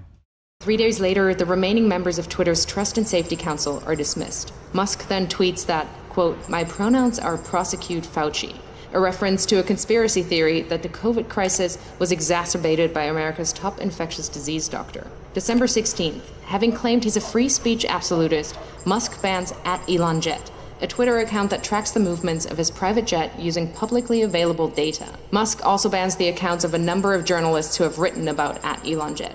February 12, 2023. Ahead of the Super Bowl, both Musk and President Joe Biden tweet their support for the Philadelphia Eagles. Biden's tweet is seen 29 million times. Do you plan on watching the Bannon Panetta vid? Nope. And stop mentioning it, because at the end of the day, like, I'm not gonna... If other creators, like, who are actually more closely resembling human beings start to make the same points, then I can just talk to them. But I'm not going to entertain the fucking critiques of someone who openly, like, supports fucking Hamas and wants October 7th to happen every fucking day for the rest of eternity, who wants to throw Israelis, like half of the world's Jewish population, into concentration camps. Like, yeah, fuck that. And if you're the kind of viewer who finds any of that convincing, then I don't want you in my community. Like, you are waste to me. I would rather stream to 100 viewers than have that many, than have people like that I need to fucking appease. Fuck that.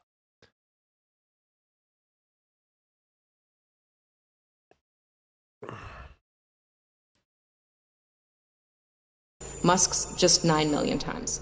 Incensed, Musk leaves the game early and calls an impromptu meeting of Twitter engineers at 2:36 a.m. Their job? To change the Twitter algorithm to artificially inflate the reach of Musk's tweets by a factor of 1,000, making him the preeminent presence on the site. July 23rd, Musk announces Twitter is now called X. August 25th, Donald Trump, once banned, returns to the platform by posting a picture of his mugshot from Fulton County Jail with the words, "Election interference, never surrender." Musk reposts the shot.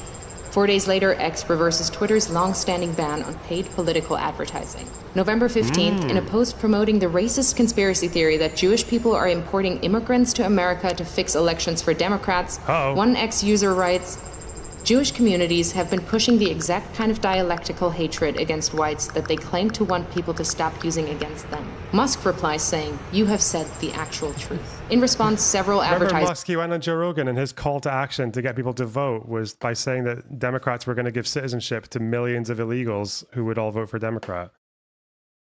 Which is funny, because at the same time, they're like, oh yeah, look, we're gaining the Hispanic vote. We're turning over the black vote. By the way, please, you always fear giving citizenship to illegals. Bro. Including Disney, Warner Brothers, and Comcast pause their advertising on X. Musk then tells advertisers concerned by hate speech on the platform, "Go fuck yourself. Go fuck yourself." Is that clear? Over subsequent months, Musk will become obsessed with the false claim that Democrats are allowing immigrants into America to create more Democratic voters, in effect, stealing the coming election, sharing the claim numerous times with his followers and pushing it to tens of millions more who choose not to follow him. A year later, it will be revealed that Musk, a South African immigrant, worked illegally in the US in the 1990s. November 25th, on X, Musk boosts the Pizzagate conspiracy theory, a long-debunked claim alleging high-profile Democrats ran a pedophile abuse ring from a Washington pizza restaurant. March 25th, 2024. Musk loses a lawsuit against the... This won't convince any Republicans because it only appeals to Democrat sensibility. Oh, well, what do you want me to do then? Like, nothing. Sorry. Republican sensibilities are make the libs mad. That's it. Or just finally get some kind of closure that never actually comes for all the fucking like liberals or left-wing leaning people or women or whatever gay people who embarrassed me in fucking high school when I said some dumb shit. Like, sorry, I'm not like...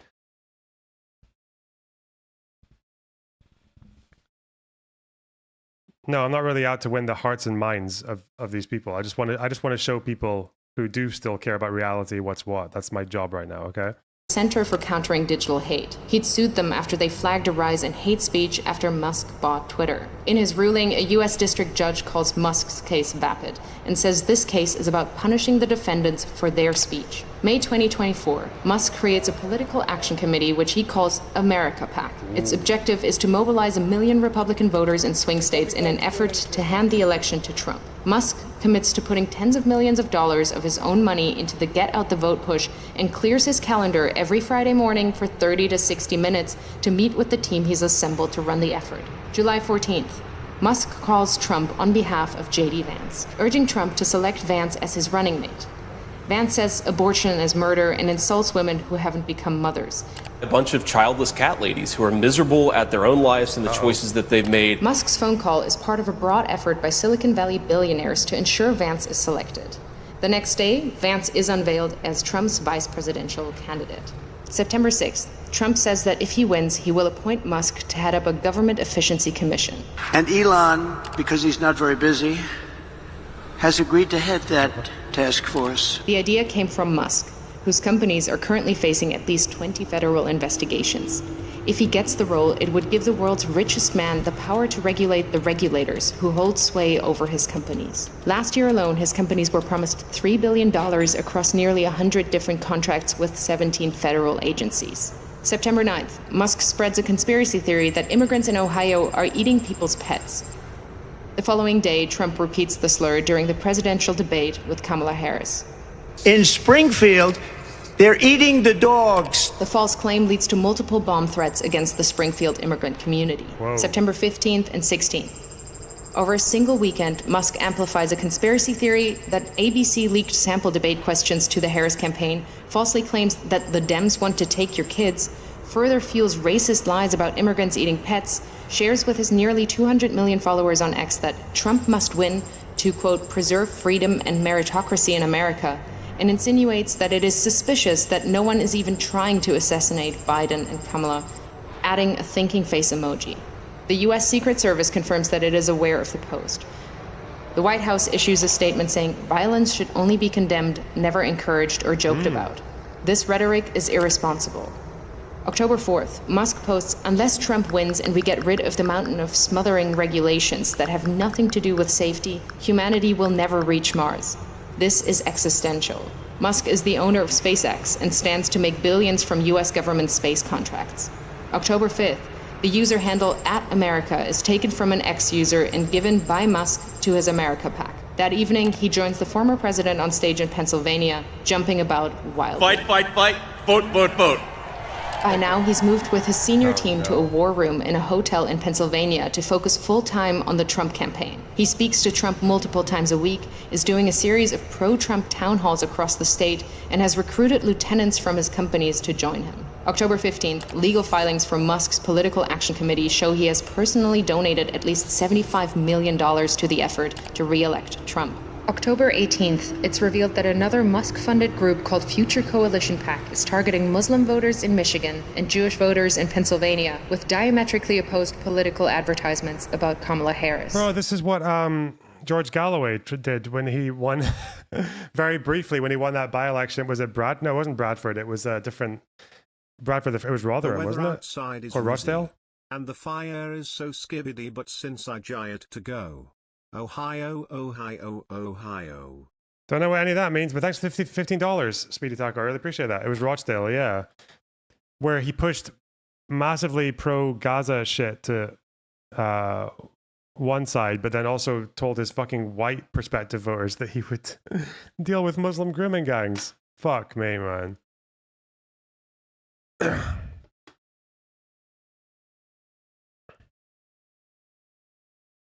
Bro, it's all just the... In areas with large... It's all just Russia tactics, isn't it? It's all just, it's so Russia coded. The political theater, the Surkov meme. Muslim populations, the group is painting Harris as a close friend of Israel and is suggesting that she's beholden to the beliefs of her Jewish husband.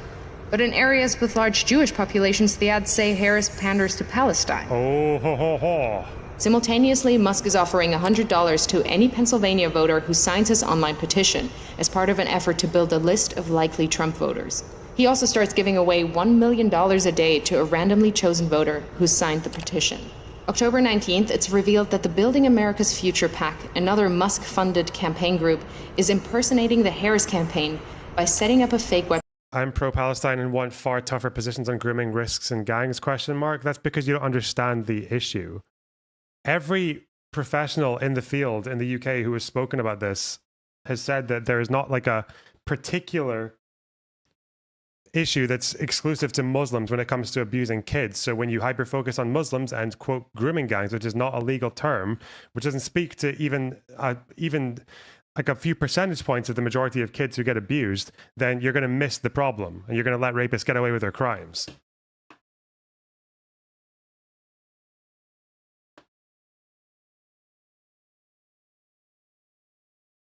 Ugh. Website containing fake policy positions, then sending out text messages driving voters to the fake site. October 24th, it's revealed that Musk gave his America PAC a further $44 million in the first 16 days of October. October 25th, the Wall Street Journal reports that Musk has been in regular contact with Russian President Vladimir Putin since 2022. October 27th, Musk speaks at the now infamous Trump rally at Madison Square Garden, a gathering characterized by racism, misogyny, and threats of violence. USA! USA! Musk has posted more than 3,000 times on X in the last month, including dozens of unfounded claims about the election which have been viewed hundreds of millions of times. Apart from Trump himself, Musk is now the single biggest spreader of election disinformation. November 5th, Trump wins the presidential election. Elon Musk, a far-right conspiracy theorist, has succeeded in using his immense wealth to help swing the election in favor of a convicted felon.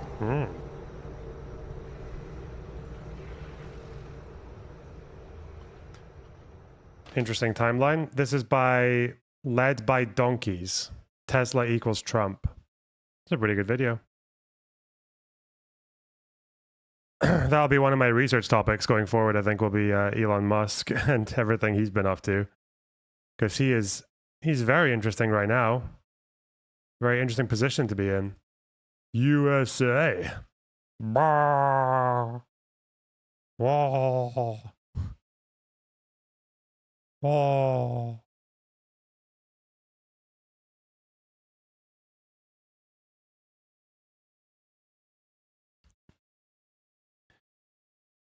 Damn, guys, we're going.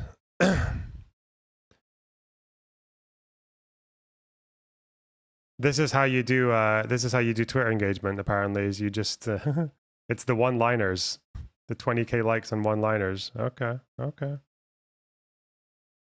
Is he saying "pog" or just a random sound? I think he was saying "whoa."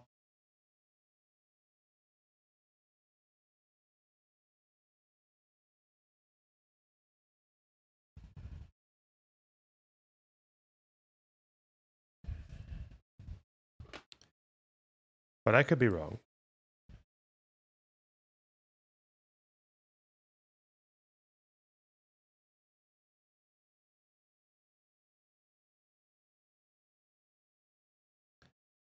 What's the name of that video? It's like Tesla equals Trump or some shit.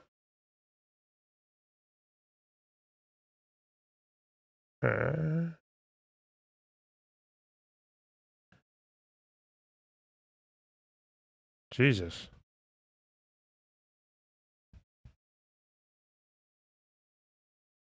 Do research into Peter Thiel.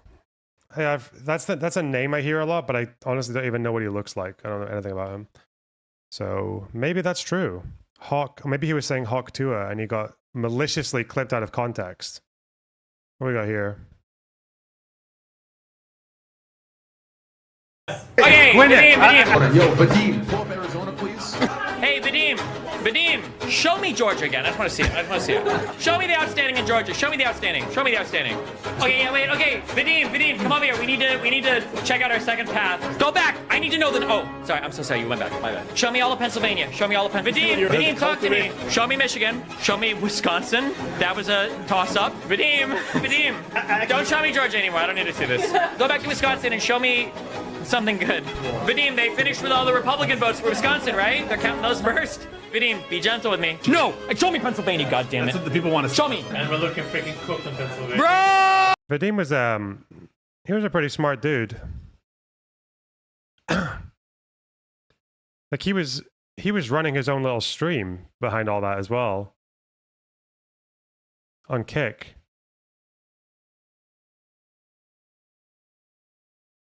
What's this?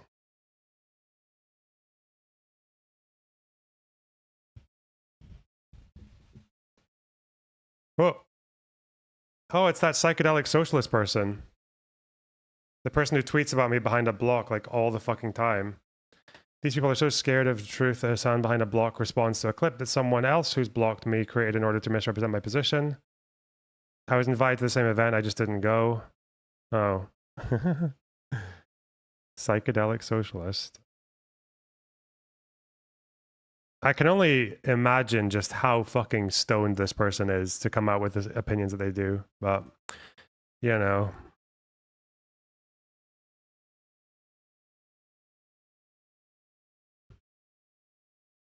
That person is on some weird shit.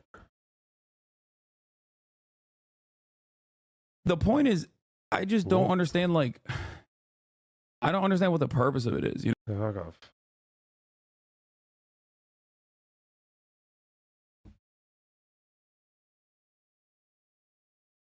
Uh-oh. A Hassan clip with me in it? Oh, no. I know exactly what clip this is as well. The only clip of this conversation that Hassan's going to watch is the one where Steven said he wants the necrophilia shit. Oh, God. That's the only time. The only time. It's the only thing worth engaging with, right? Surely.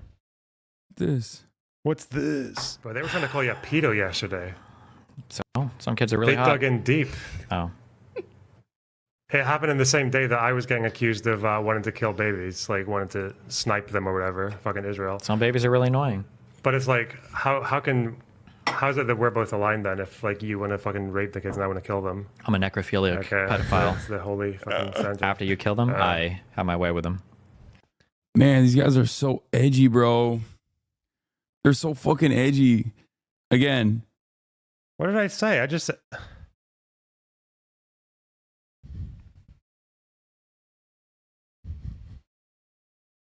I get it though. I get it. This is what you engage with. Yeah. This is the level that you're willing to respond to. Is just pretend there's something like underlying it that's serious or something and whatever.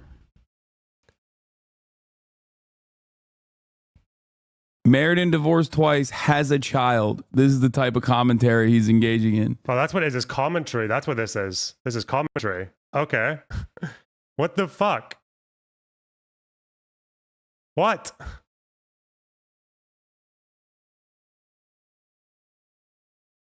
No, I know he's obviously baiting, dude. I know. I get it, dumbass. The point is, this only fucking tracks if you have hugboxed yourself into thinking that like every single person is a sweaty loser, 40-year-old IT guy who spends every waking moment on fucking anonymous forums online where they talk like this.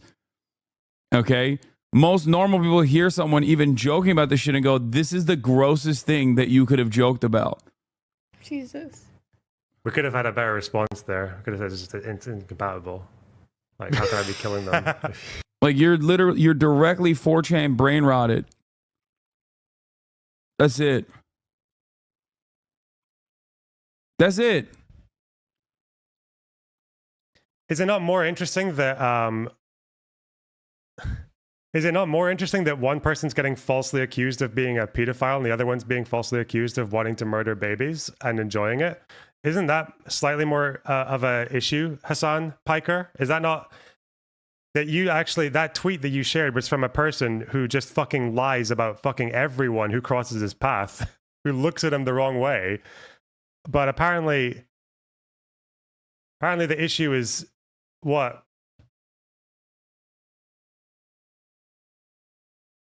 Like, I guess this is what it would mean if it were true. Like, this is the logical conclusion. Maybe apparently I'm the one who's really pro fucking baby killing because I'd rather that they didn't have to suffer Stephen's pedophilia when they were alive. That's like it's the QAnon thing. I'm on the inside, right? Saving them from a fate worse than death. With death.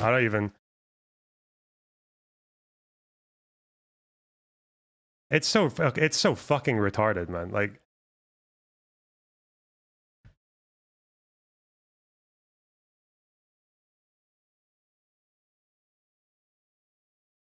yeah, God forbid, like one person goes around and accuses every motherfucker under the sun of like being a baby rapist.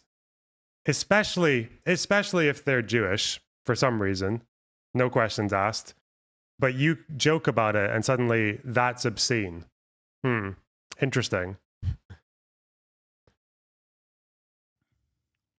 I'm 25. Isn't this too childish? I don't even find it boring, just lame. Yeah.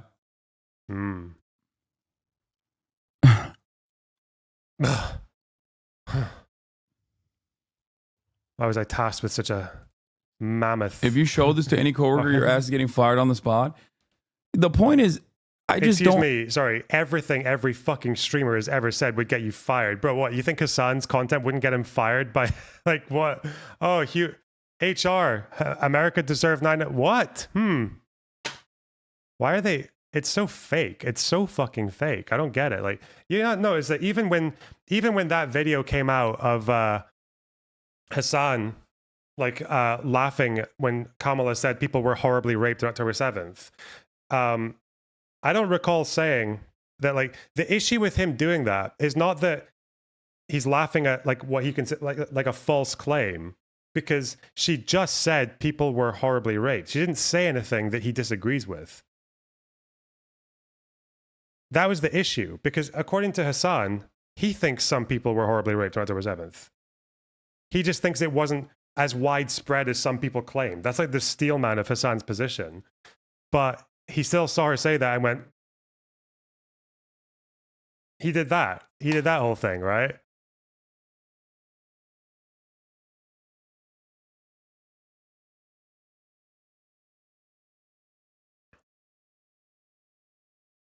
Yeah, this is so out of touch with normal people. By the way, my normie friend, come look at this video of the musically gifted Houthis. All they do is resist, bro. They don't do it. What? I don't have any issues with Hezbollah. Fuck.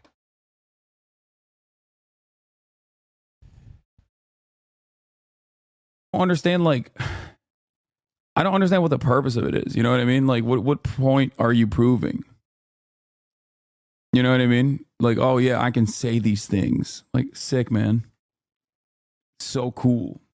The point is that it's a comment on how ridiculous the accusations are, you fucking 20 IQ cunt. Like, that's it. Yeah. And one of those accusations actually seems to have come from you, saying that Destiny was like fucking debating the fucking in a pro pedophilia sense. Like, the fuck?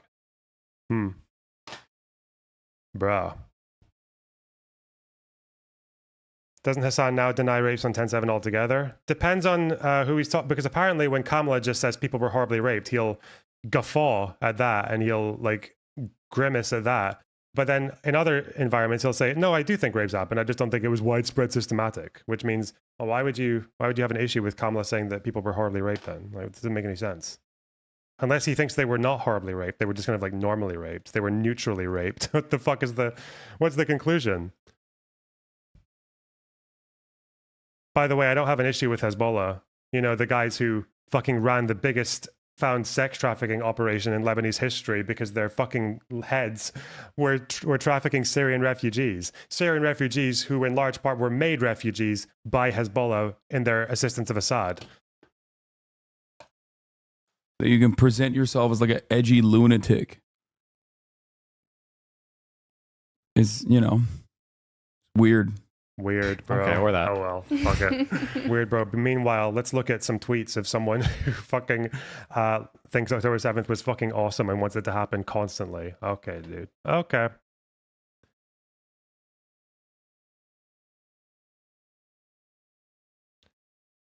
Meanwhile, let me show my normie friend some Houthi music videos. Let's just not tell him. Let's just not tell him about them stealing aid, kidnapping aid workers, the fact that they were the ones who started the fucking war by allying with the deposed fucking president who had to flee the country a couple of years earlier. And the child soldiers and the fucking war crime. Like, fuck that, you know? And kidnapping civilians in the sea who have nothing to do with Israel. Yeah, fuck that. But God forbid you joke about people accusing you of being a child rapist and murderer. Fucking hell. God forbid.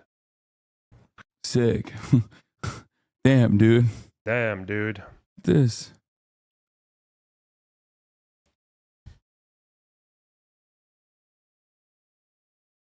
Meanwhile, this fucking Twitter account is called Tel Aviv Dresden. I don't know if you can see that.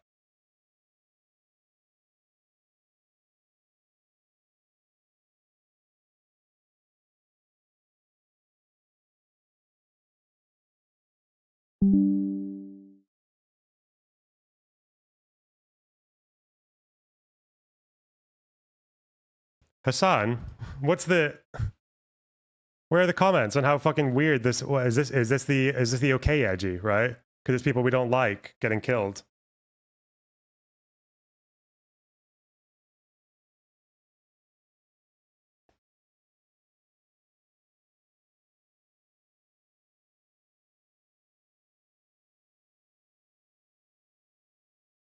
Meanwhile, Tel Aviv Dresden, no issue, bro.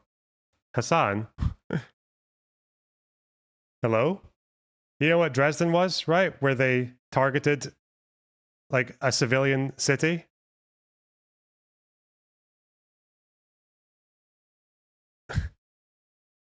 Where they were like, yeah, if we terrorize the civilian population, if we fuck them up, that'll make them closer to surrendering.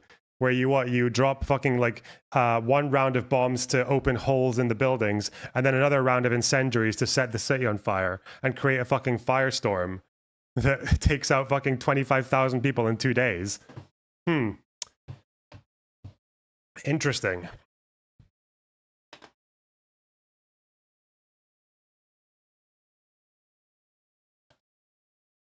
Oh, Hassan. Poor guy.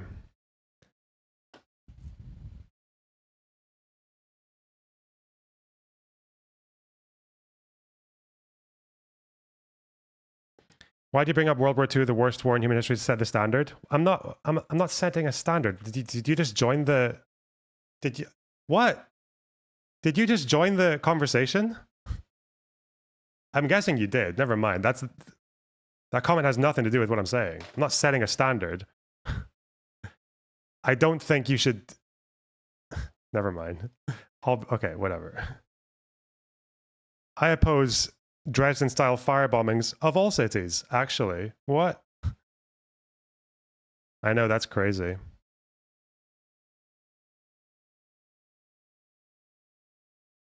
Blah, blah, blah, blah. Okay.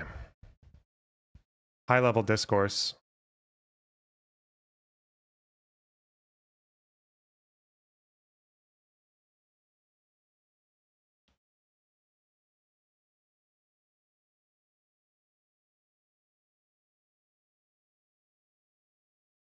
How dare you bring up Dresden in reference to someone mentioning Dresden? I know, it's crazy, chat. Unbelievable.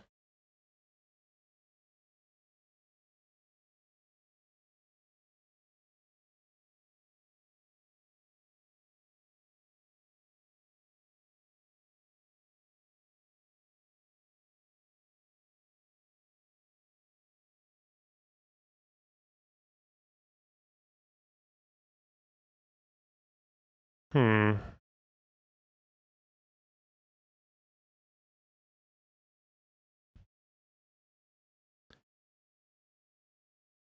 Asmongold's going to go on Steven's show when he's in Florida. Interesting. Asmongold. World of Warcraft hero streamer.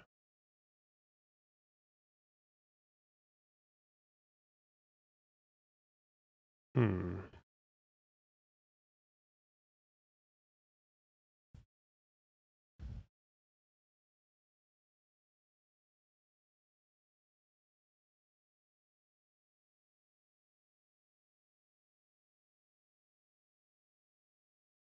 What is Jank saying? I haven't actually seen Jank since the election. It was the burning buildings, the burning buildings green screen behind Jank was very, very funny though. That was good.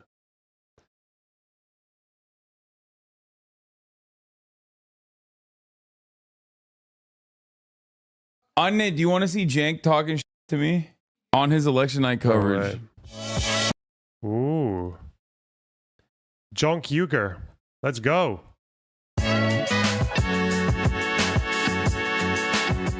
He's too Jank pilled. He loves, for the record, for those who don't know, he loves Jank. He does. That's not even a joke. And I think that has like contributed to his political commentary. He's no longer getting caught pushing what's his face, like Michael Bloomberg. Nint, thanks for the membership. I really appreciate that. Shit. Charlemagne's gotten quite libbed up. Bro, D apparently does too, which is insane. What do you mean? Jank pilled? Destiny is jank pilled? Oh God, that spells trouble for whatever the Jank has been saying lately. I didn't even realize. What is this? The Jank writer that D likes? What? You could be a leftist doing your little cute stream and go, oh, dude, I know, man. And there's no crime. It's, yeah, I know everything. Oh my God, is he talking shit about me? What the fuck? Well, yeah, then why did Prop 36 win easily? Why did George Gascon lose? Why did all the... Yeah, because everyone is crime pilled, dog. What do you mean? Wait, there's no way he's saying that like crime rates getting lower and lower in places like California is fake, right? Is that what he's saying? We're so cooked. Society as a whole, throw it in the fucking trash, dude. That's crazy. He's calling you out. Yeah, we got to do another Janksgiving, dude. I got to get my facts ready, oiled up, greased up, ready to go. Janksgiving is going to pop off this year. Nah, we're probably going to agree on a lot, as always. Progressives, so-called progressives in Portland lose, in Seattle lose, San Francisco lose, New York lose. Why did you lose every goddamn election? It's so funny. Like, what happened? So Larry Krasner is just What's fake this? now. He doesn't exist. Like, there are no progressive DAs around the country. Also, Netanyahu pushes on with occupying Gaza. Whoa. Bro, nothing's off the table now, eh? Settlements, 17 corridors, turning the fucking strip into a cattle grid. What a piece of shit. Okay.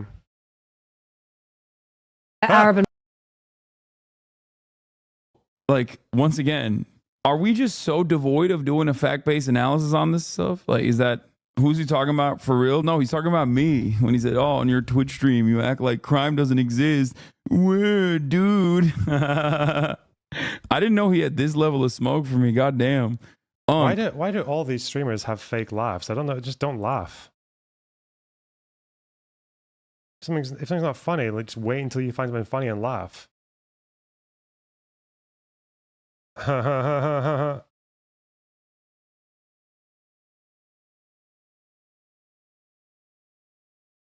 Or learn to pretend to laugh? Like, I don't know. Okay. That's messed up. I still love you, but I got to bring Murad in here. Hold on. He has to see this. 1 second. He's going to love this shit. One moment. Murad! Aya, come here. Who do you think this, what do you think of this video? Hold on. Oh, you want the mic? Okay, I'll turn on the mic for you. For that, you have to think about the voters. You could be a leftist doing your little cute stream and go, oh, dude. It's the burning building. Look at it.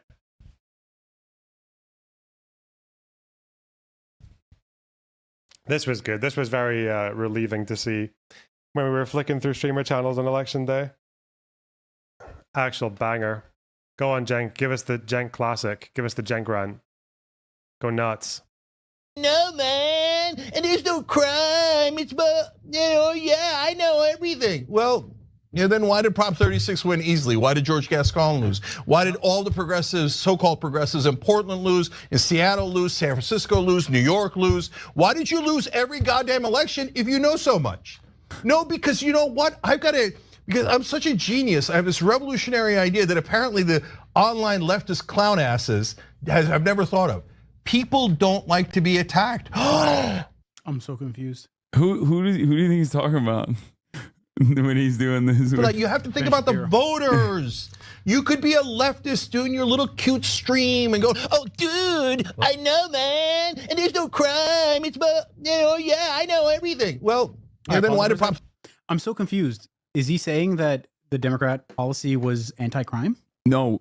I know. I understand. He's the stuff about the streamers, but like, no, because they had a debate about crime, wasn't it? He's saying that like people don't like crime and they are noticing a lot of crime happening around them, and that leftist streamers are stupid for saying that like crime rates are down, and this is a purely media created panic. And he's saying like, oh, I know everything. I know all the facts.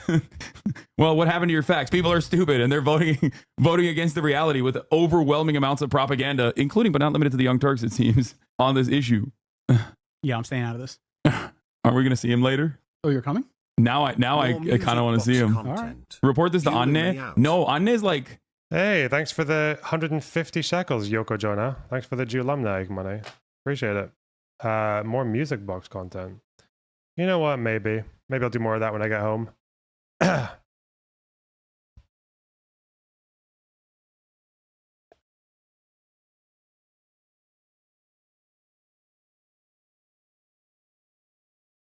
Yeah, I'm pretty sure crime is still declining since the 90s, right?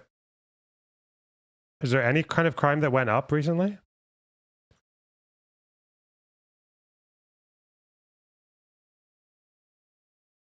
Apart from anti-Semitic hate crimes, obviously. Let's see.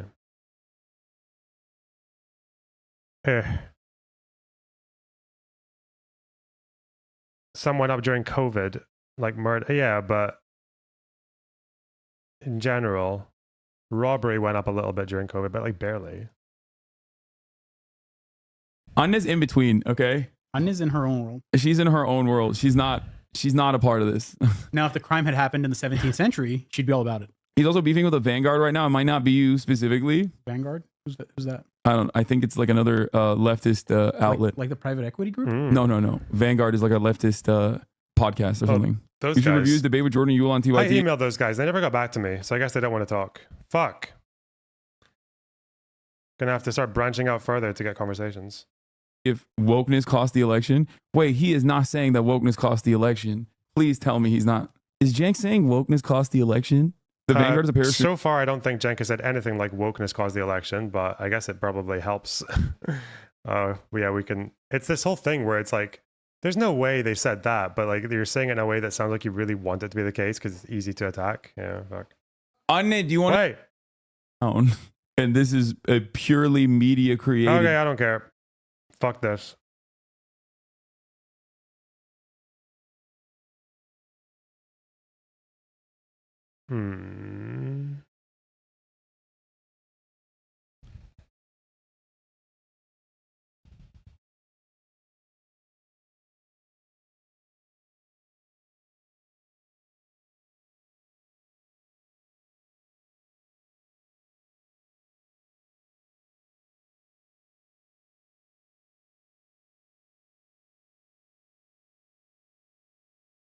What is this?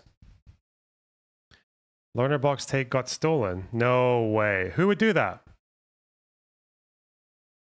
Fuck. Why am I this color? There's no way the stream was this color. There's no way the lighting was like this. Elections in different G12 countries, all from 2022 when the inflation spike started up until the present day. And basically every incumbent got fucked. All of them. Really? Like, I don't know if I believe you. Do you have an image or data you can show me? Yeah, don't worry. I've got Obsidian published for you. 1 minute. Cool. Where the fuck? Sweden, the Social Democrats, they won the most seats, but they lost their majority, which got handed over to the right. It's interesting as well because so many of these parties got pretty decisively defeated, but it wasn't really in like a right to left or left to right direction, or even populist to non-populist. It was just whoever was in lost. You click on Shapiro, you click on the Young Turks, they're all going to have different explanations, but graphs don't lie. Except in this election and every other election. But look at this. Every single government that has gone to election this year, hammered. Absolutely smushed into the ground. It doesn't matter their political stripes. It doesn't matter their campaigning. If they're not losing the election, they're down in points. Everywhere. Everywhere. True. Man. What happens when you do your own research, guys? Fuck. Meanwhile, all you're like, oh, what could we have done? Oh no, we could have, if only you'd done this thing that I would want you to do anyway, regardless of what the results were. Oh, nah, fuck off, mate. It's the inflation, stupid dickhead.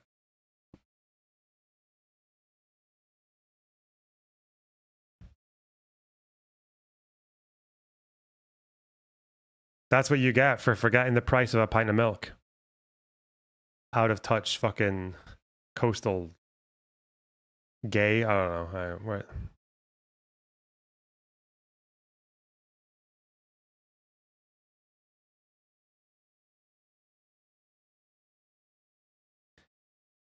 As a right winger, I hope you keep that position.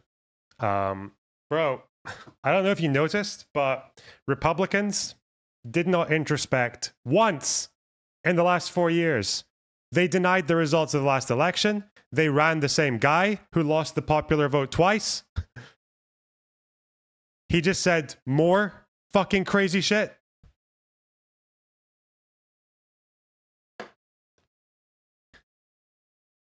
He had like 5 court cases against him. He got convicted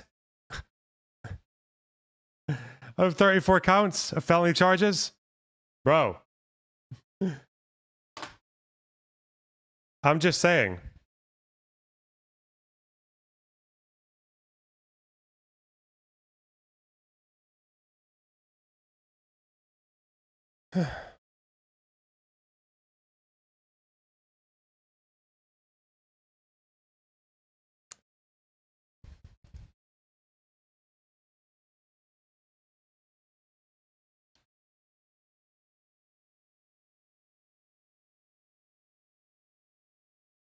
Oh my god. Is History Speaks actually getting fucking people to message me on his behalf? Hang on.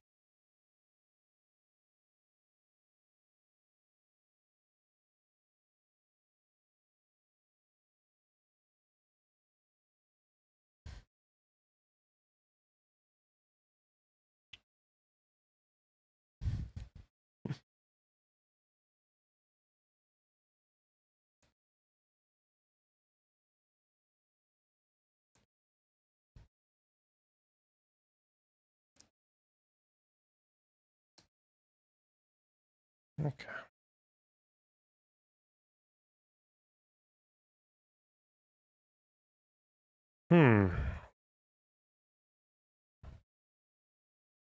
If it was just inflation, how come some countries' incumbents didn't lose?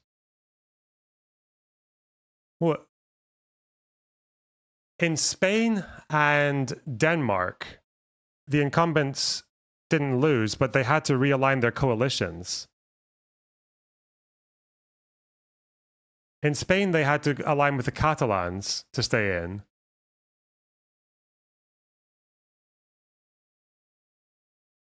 But other countries, what do you have? You got France, United Kingdom, Japan.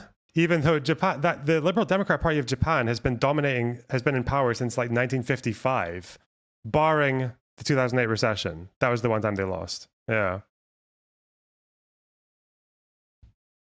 Netherlands, Finland. Well, I get all of them. Hey, bro. Poland, even though their right wing had been in power for ages. Austria, pretty unprecedented because it helped the far right. So even where the incumbents didn't lose power, they lost their majorities, and they had to. The only way they could stay in was by realigning and forging new alliances. Bruh, the fuck. Okay.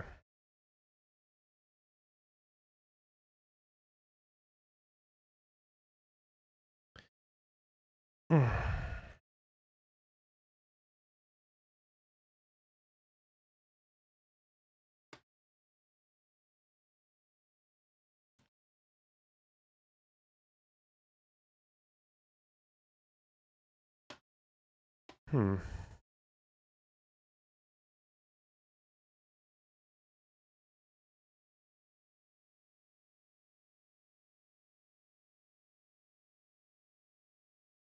Actually, speaking of future conversations, I don't know if I can talk about it now, but we do have potentially, I'm just going to say potentially, I'm going to couch it so hard, potentially have something going on when I go back home.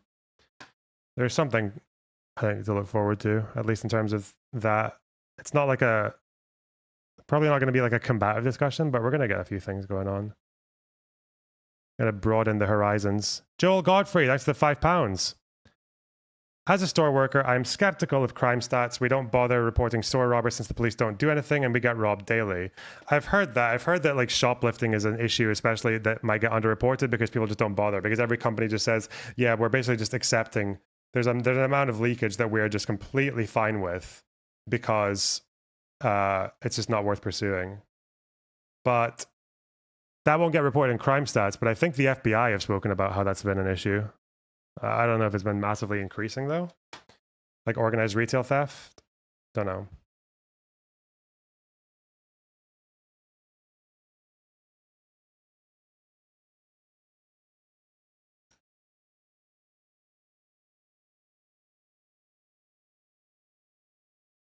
Didn't Thought Slime make a pro shoplifting video? Yeah, but he's wacky, you know? Bro, why do I have so many people trying to destroy me? What the fuck?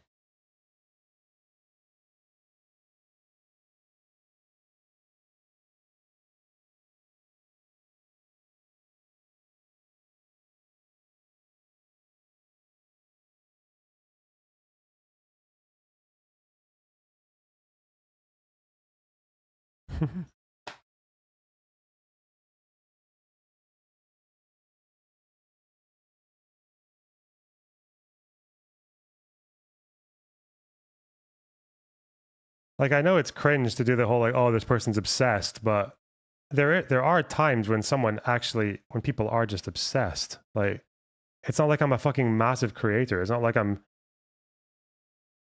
the fuck. Yeah.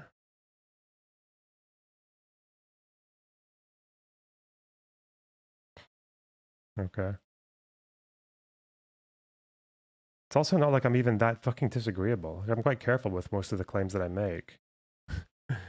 But people get so fucking angry. Jesus.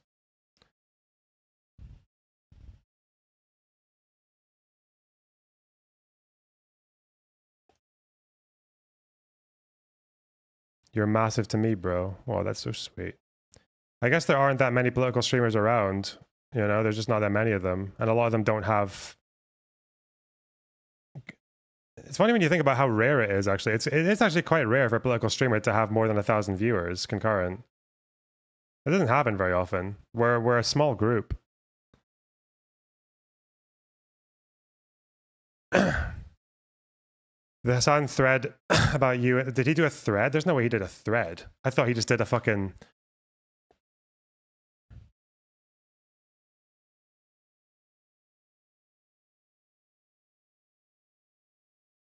Top 50 in the world easy. Yeah, there's just not many of them, are there? There's a thread in his subreddit. Oh, that's fine. Those people are all fucking 12 years old. It doesn't matter. And you can tell that because of how fucking relentlessly active they are. They come into my Reddit as well. I've noticed a lot of them try to do this thing where they pretend to be like just interested in discussions. Like they'll say, but it's so transparent. It's like people are like, oh, I'm just here because I really value the free marketplace of ideas, fellow liberals. And they're like, it's just it's the 3 glasses meme. You know, it's like very transparent.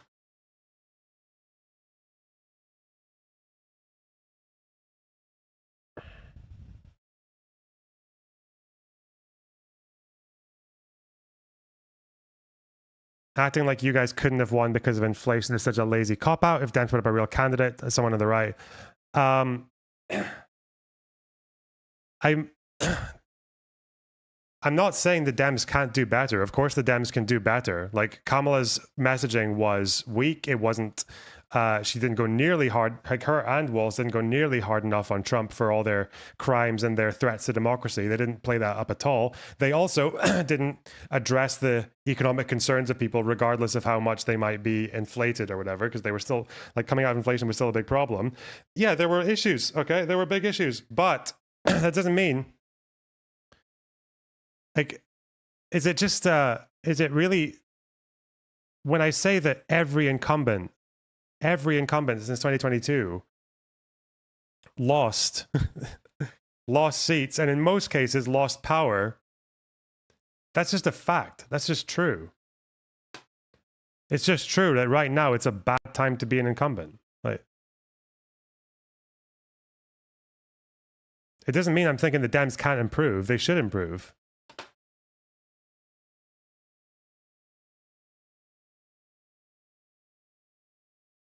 Two things can be true at the same time.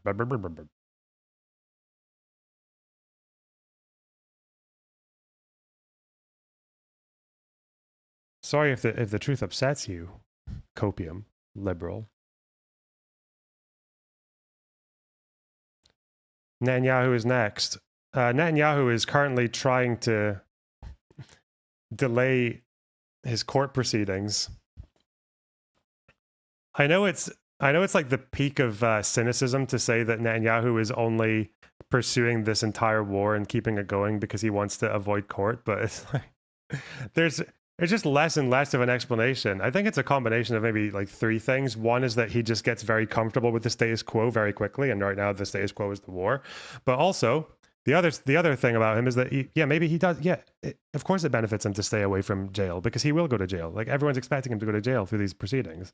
And third, that I guess it's just like he wants territory. He wants to hold on to as much as he can, you know, build as many fucking security corridors in Gaza and allow the settlers to continue going under the cover of war and shit. So, yeah.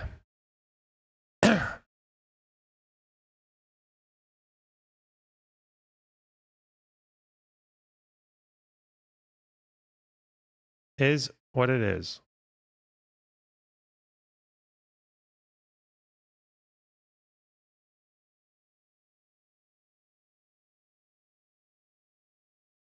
It's still okay to say it's the economy, the inflation.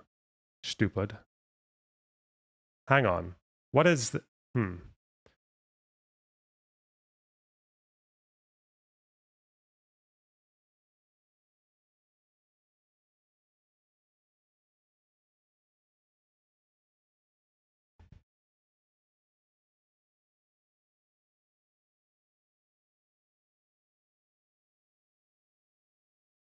I'm slightly curious about what Vosh had to say.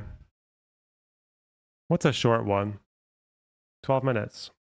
So it wasn't the best election night. You've probably found that out by now. Yeah. If you're finding out from my video, that's really rough. you've probably already seen. It's probably like omnipresent news-wise. Now, I'll cut these two. I love you, but I'll cut these two. I'll read every dono.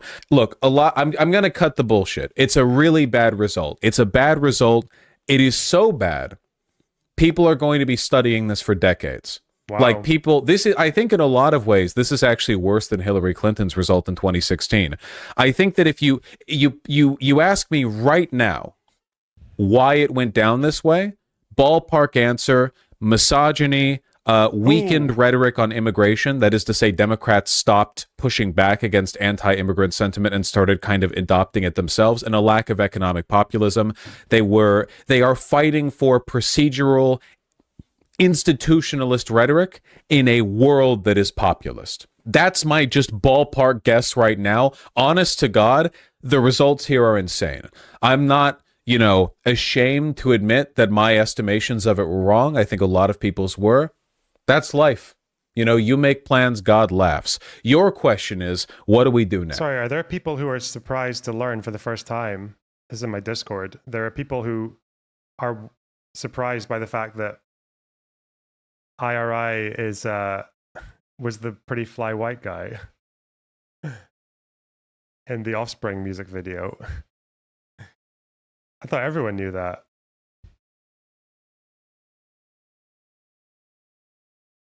Okay. Next. Well, I'm not going to lie to you. It's going to be a rough 4 years, maybe more than 4 years. It's going to be a rough time. I don't know. I have a whole video on what if Trump wins. I talk at length there. Most of what I said in that video, I think, is still accurate. What might happen? The negative. You guys are baiting me. You guys think it's bullshit, okay? But we can only watch for as long as we're allowed to with the copyright. But Pretty Fly 4. Listen, I'm not bullshitting, okay? Stop. Just look, that's him, right? You think you're fucking joking?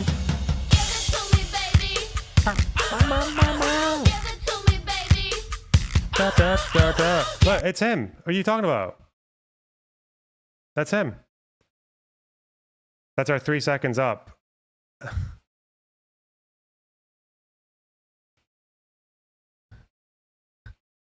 You thought I was bullshitting? Fuck you. That's Hassan's laugh. Yeah, it is Hassan's laugh. Yeah, it is.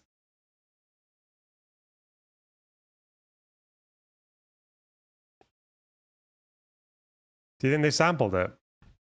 The timeline doesn't make sense, but we can dream. The concerns you should have.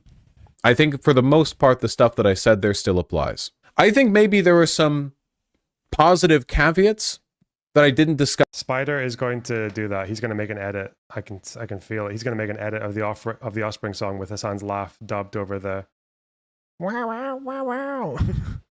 Discussing it. Okay. I didn't address the possibility that Republicans might have an unexpectedly good win, and as a consequence of that, they might dial back some of the more extremist rhetoric that they were using for populist political points because they've gotten what they wanted, and they might get a little more complacent in victory. This actually happens quite often with authoritarian governments, where you have a populist right-wing leader who, promises the world, and by promising the world, I mean like a lot of negative things, like bad, And after they win, they dial it back because it's much more sustainable to keep that energy going during the election cycle and not once they're actually in power. Just 1 second. I was being offered McDonald's. It was an uninteresting interruption, but I really appreciate my roommate asking if I wanted some. Honest to God, not a big McDonald's guy, Just not a big... It's not... I'm not saying I'm better than you. I like Taco Bell. I've never had Taco Bell. Because I'm not racist like you people. Wow. People are going to be talking about this loss for a long time. It's pretty bad. Whatever ends up happening, though, I'd encourage everyone... See, that's a sincere laugh. I believe it. I felt that. I felt that laugh. Why can't some people do that? Why do some streamers struggle? Watching to keep a clear head and an open mind. Things are rarely as bad as they seem. Your imagination, your anticipation, your fear of what is happening is often quite a bit worse than the actuality. Donald Trump's first presidential term was bad, But remember that estimations of its badness, expectations of its badness, fears of its badness were greater than how bad it actually was. And that's not because people overestimated how bad Trump is. He's quite bad. It's because fear usually jumps ahead of reality.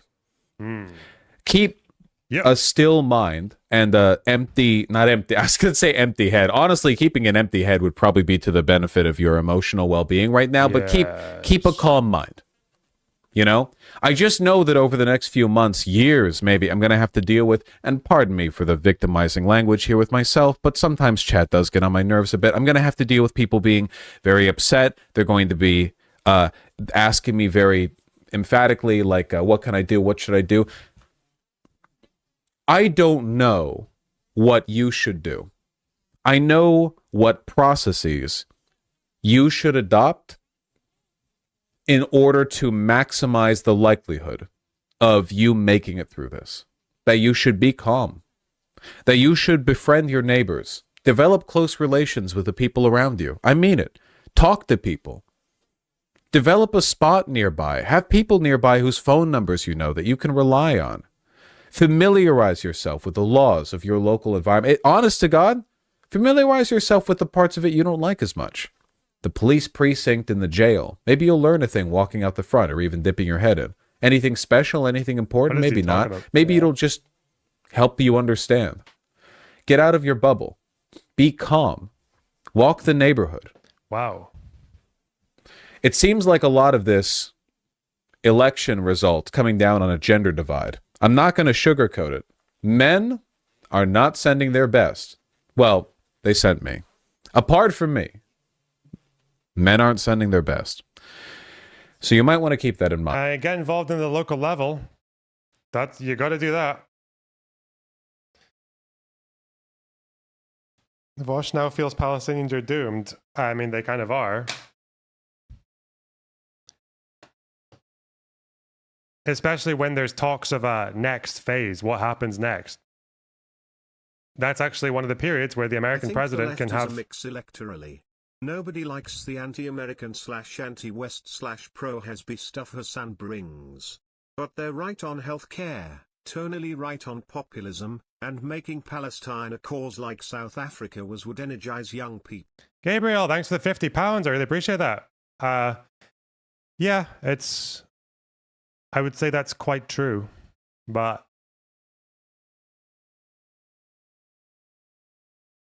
I don't know. Like all you can do really, and this is true in just about any country, even where the better party won, like even in the UK.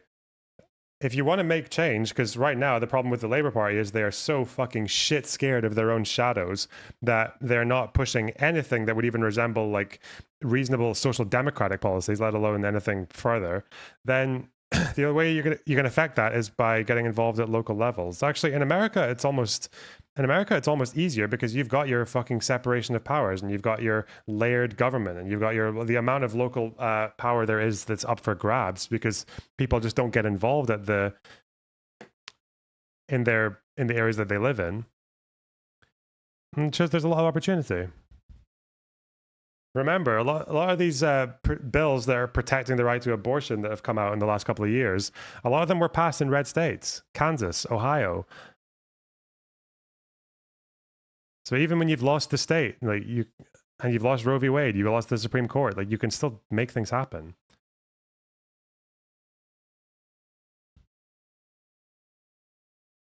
I don't know.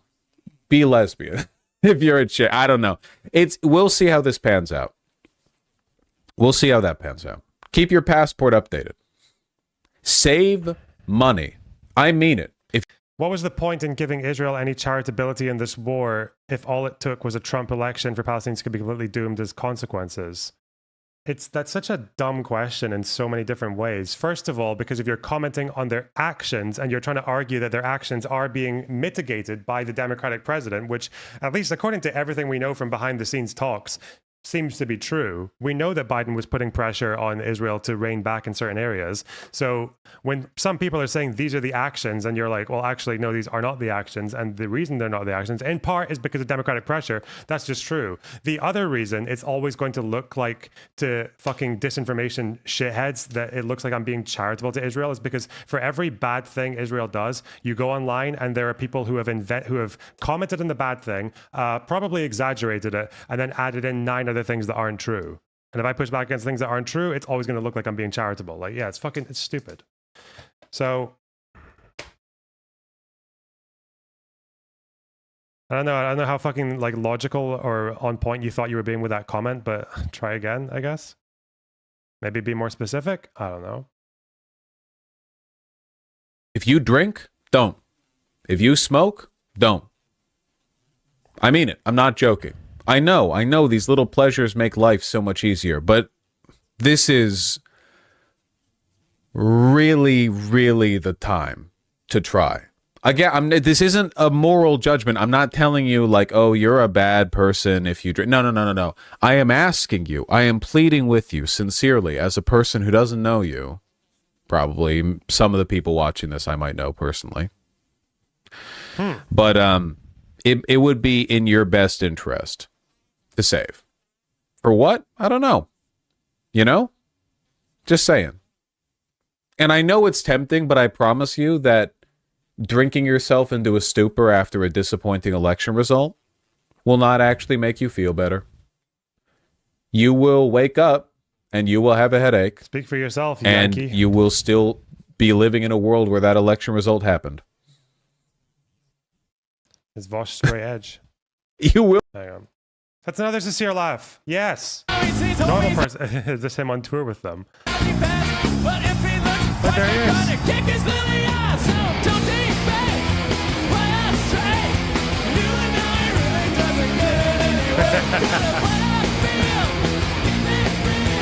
But anyone can do anything.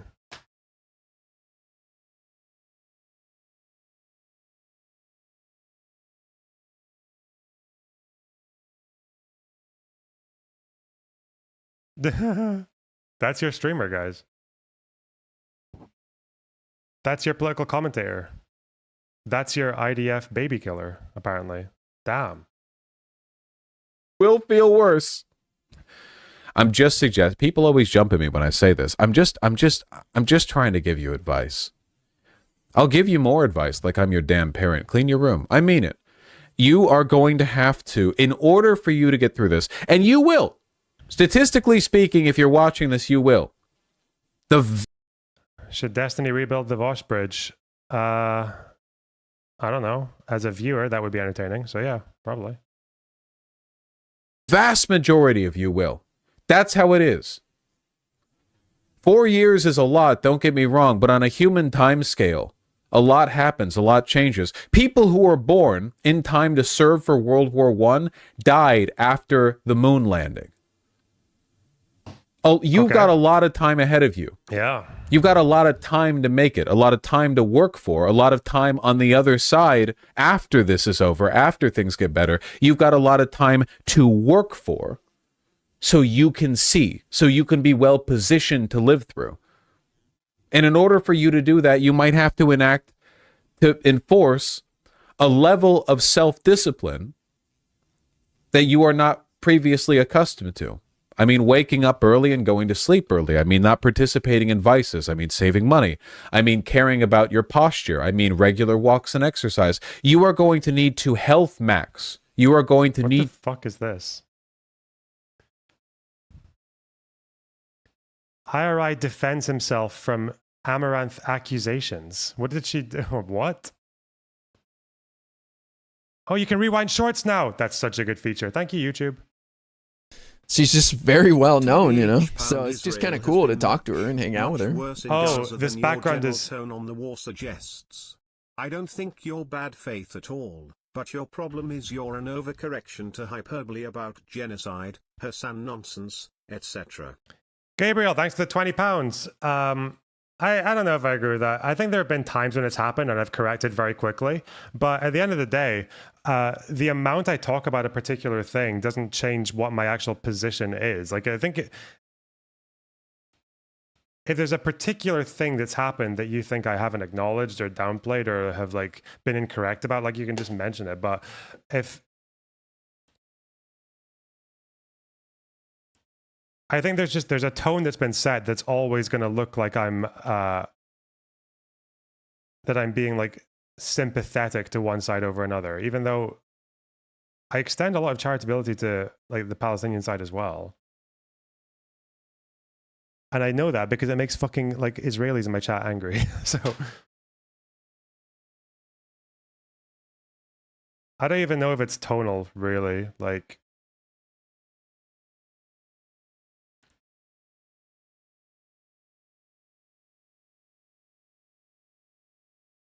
I don't know.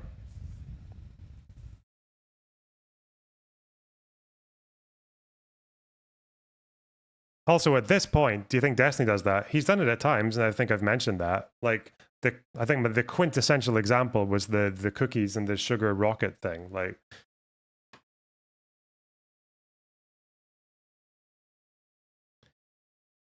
what's an example of you being charitable to the Palestinians? I think Arafat was right to walk away from Camp David.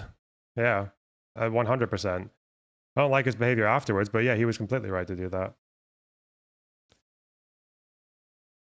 I also think when it comes to armed resistance, quote unquote, I think I've always said that there are levels of armed resistance that no Israeli would be comfortable with, that I think would be acceptable in the settlements.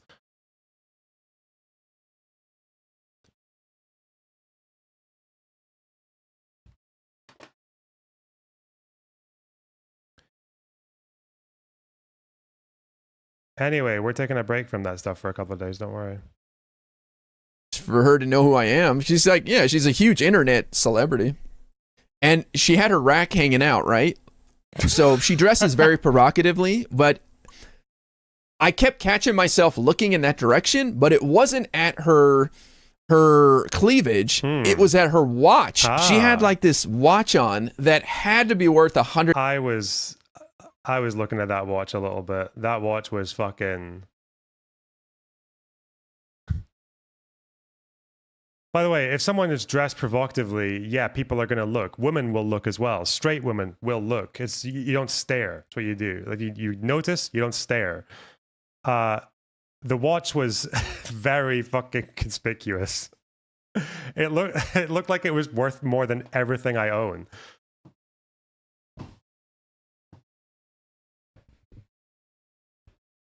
And I wanted to ask, but I just thought it was like I don't know, it just feels like a rude question. Like, oh, hey, rich person, how much is that watch? Yeah, fuck. Why you spend so much on a watch? Oh yeah. I didn't see what brand it was. I was just more looking at the shininess of it.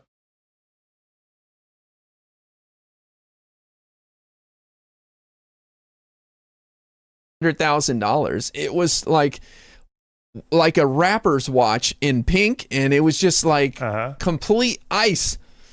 Go look in the video at the VOD. Like, I know her chest is distracting, and good for her, but she had like $100,000 on her wrist. I was just like, whoa.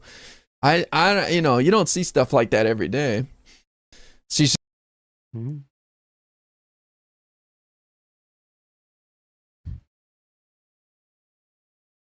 I feel like such a socialite, The pretty fly white guy and Amaranth in the same room. I'm just chilling.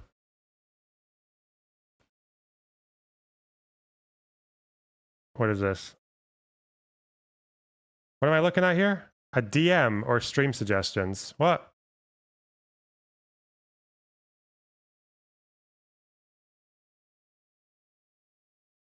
Oh, I already got that. Where's the other one? Oh, wait. This? What's this one? This is like a download. What the fuck? This could all be... Oh. This I need to change my stream capture. Why'd you give me a fucking downloadable video? Why would you do that to me? This could all be solved if you were just allowed to hit your kids. You go to jail for punching me in the face. God, and you'd be somebody's bitch. That's who you would be.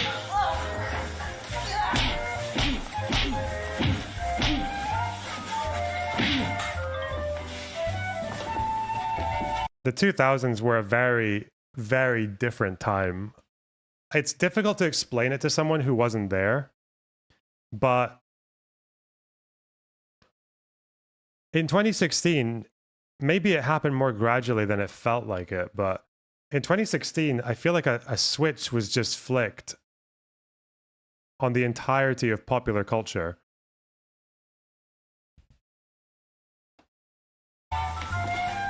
You see that? The kid shut up, his wife has a new respect for him, and he's getting oral satisfaction in his own living room. Yes.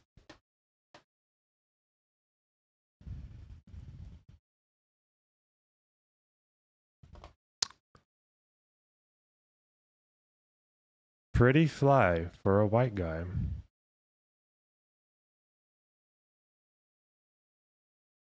The Mayan calendar said that in 2012 there would be gradual. Oh yeah, because people said that the world was going to end in 2012 for a bunch of reasons, weren't there? There was this whole fucking millenarian thing about 2012. I think it was also because the sun woke up from its little cycle and would spew out shit. Like it was expected to knock out satellites or whatever. That was the whole thing. What else happened in 2012? There was the end of the world. People said that something was going to happen, didn't they? Wasn't there the end of the world? But they change their dates all the time. But 2012 was a big one. Wait, wasn't it like there was 666, that was 2006. 06. But June 6, 2012. But Harambe died. Coney 2012. Bro, 2012. Fucked up. I was there. Oh, the polarity shift. The poles of the earth shifted, didn't they? Ooh. Have the idea, is this videos of Hamas torturing Gazans? Is that what this is? I'm not supposed to cover this. But I guess is this the guy having a wee typo away, and there's a guy here who's clearly not having a good time. Okay. This guy is also not having a good time. Is this news? God, that's a pretty bad stress position. Jesus. There's some beatings. Okay. Great. Oh yeah, they hit the legs a lot. I've seen that.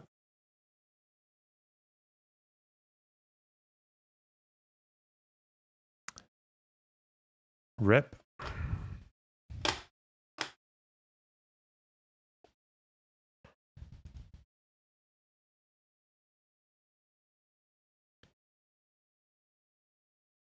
Laughing at this is acceptable, by the way, because these guys are all collaborators, right? That's probably what they're accused of. Yeah, well.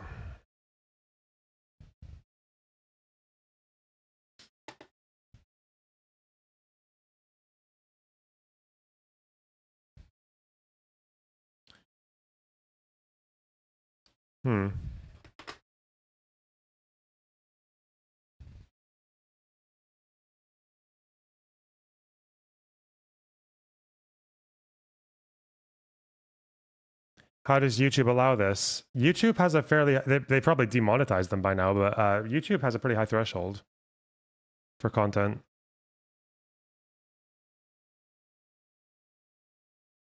Especially because it's all kind of grainy and you can't see blood or anything like that. Yeah.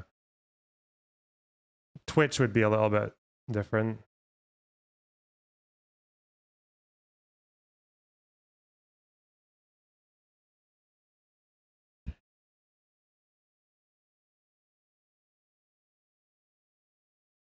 I wonder if Tim Pool is going to feel revitalized and keep going again.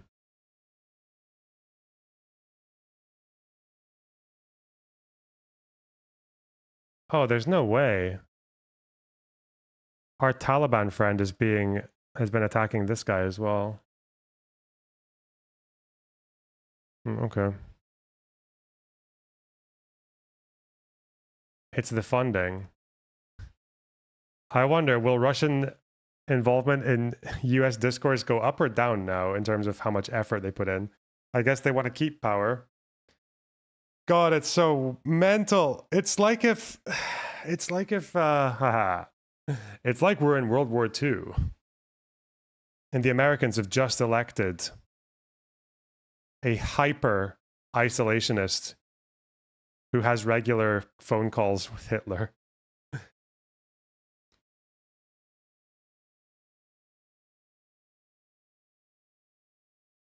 It's exactly like this, chat. I was there.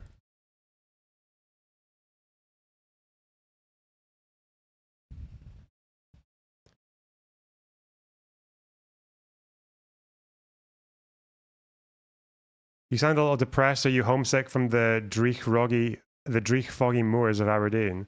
Apparently there's going to be a cold snap in Scotland as soon as I get home. They're set for a cold snap. Let's go. How are you holding up? I'm fine. My country's fine. So, don't worry about me.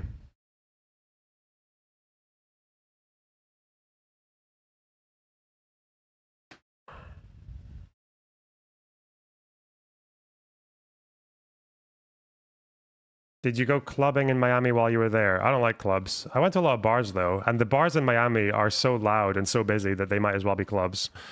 So, yeah.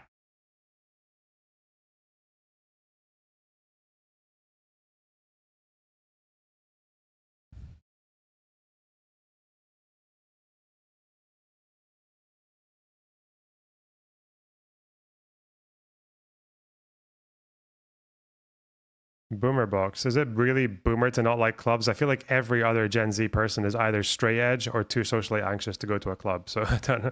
I feel like, what's your favorite fuzz pedal? I like the fuzz face. The red one.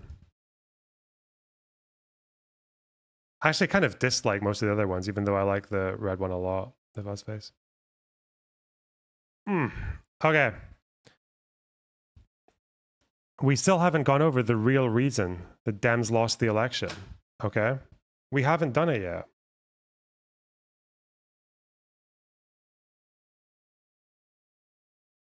And the real reason is that I didn't work hard enough on finishing my civics course.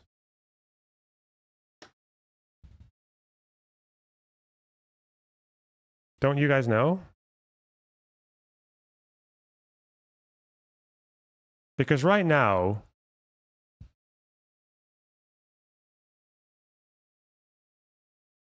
I'm here. I've done Foundations of American Democracy. I haven't read, they sometimes recommend full documents, but I haven't really done that yet because I want to get to the end and then read the original documents because at least I'll understand holistically what exactly they're referring to. It's probably a better way to do it. So, but I've read a lot of, I've read the Articles of Confederation. I've read a lot of the Constitution, not all of it. I haven't read much of the Bill of Rights. Read some of the other amendments, everything after the 10th Amendment.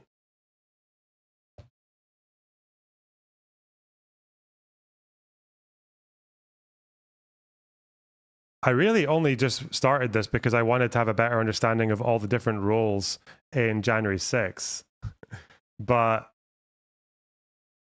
Bill of Rights is important. Yeah, I know. Fuck. Don't tell me you're going to read the Federalist Papers as well. Well, they recommend some Federalist Papers here. Like, I think Federalist Paper 10 is quite popular. Federalist 51, I've read a bit of that because it's got good quotes in it. But I don't think I want to read... I don't think I want to read all 100 and whatever Federalist Papers. It's a bit much. There are some Supreme Court cases I could read. Because I've read about some of them. But no, and right now I'm just looking to get a more foundational understanding. 85, 40, 75. They are short. Like, it's not impossible, but have you read the Pledge of Allegiance today? Nope. Fuck that one.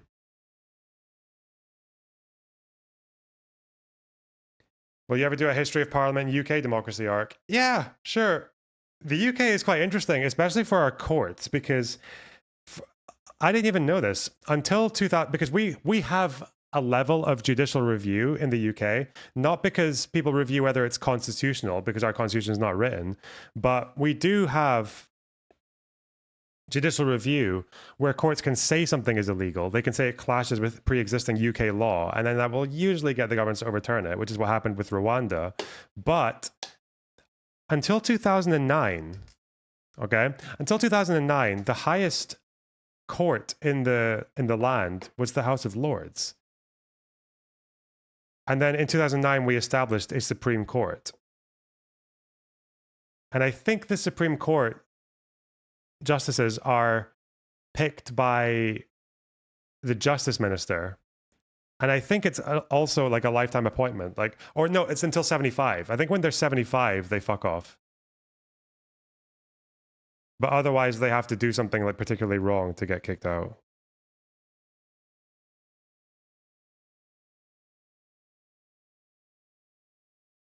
Where can we access this course? It's called khanacademy.org. I'll just show you guys. I'll show you guys a little bit of what I've been doing off stream, eh? Fuck it. No, not ready to practice. Fuck. I don't know why it does this. It skips the entire lesson and brings me to the test. Article 2 of Le Constitution, the executive branch. Okay, let's go. And I'll take notes probably off screen because I don't want to have double bullshit. Okay, let's just see. See what there is to learn, okay? These videos are, some of them are short, some of them are like 15 minutes, and there's a lot of information, and I try to get as much of it in as possible. But, okay, so I've done congressional behavior. This is the executive branch. Okay.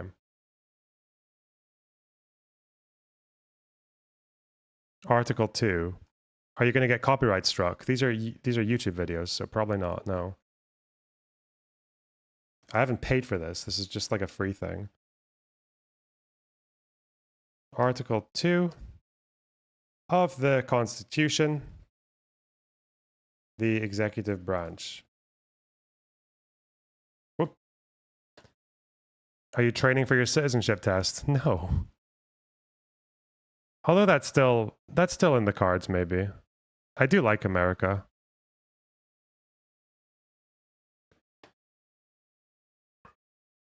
Hi, this is Kim from Khan Academy. Fuck off! Why is it 17 minutes? Okay, it's fine. It's fine.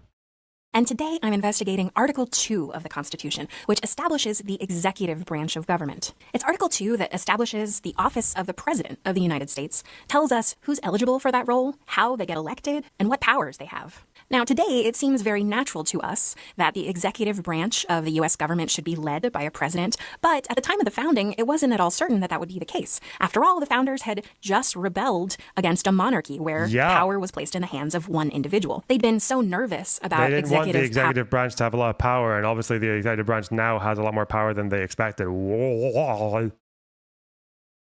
Especially with old Mr. Trump, because Trump believes very much in executive order for everything. When it comes to tariffs, that's quite worrying because the way it's worded, I don't know how... It seems like American justices can just interpret anything to mean anything. It's... Especially with that fucking commerce clause. Anyway, the executive branch has the power to tariff to a maximum of 15% in the name of national security. But I don't know. Can Trump just define national security in a really broad way? Is that what he did last time with China? For everything else, it has to, for more than 15%, it needs to be, and for no security issues, it needs to be an act of Congress. Which the Dems can obviously filibuster and whatever, if they want to.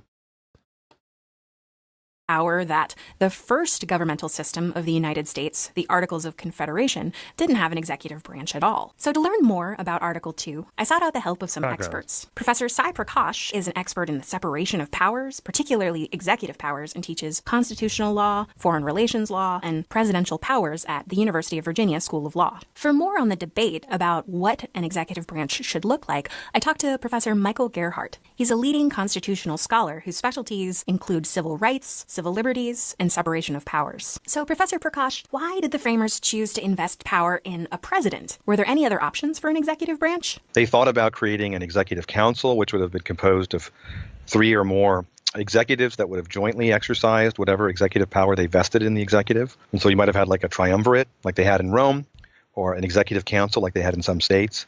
And they also thought about doing something slightly different, which is to have a single president, but then require the president to go to a separate executive council before he made several important decisions. But in the end, they decided we like to concentrate executive authority in the hands of one person, thinking that that would be better for law execution, better for assigning responsibility. It would bring energy to the executive branch, and the executive branch wouldn't be riven with dissent and dissension.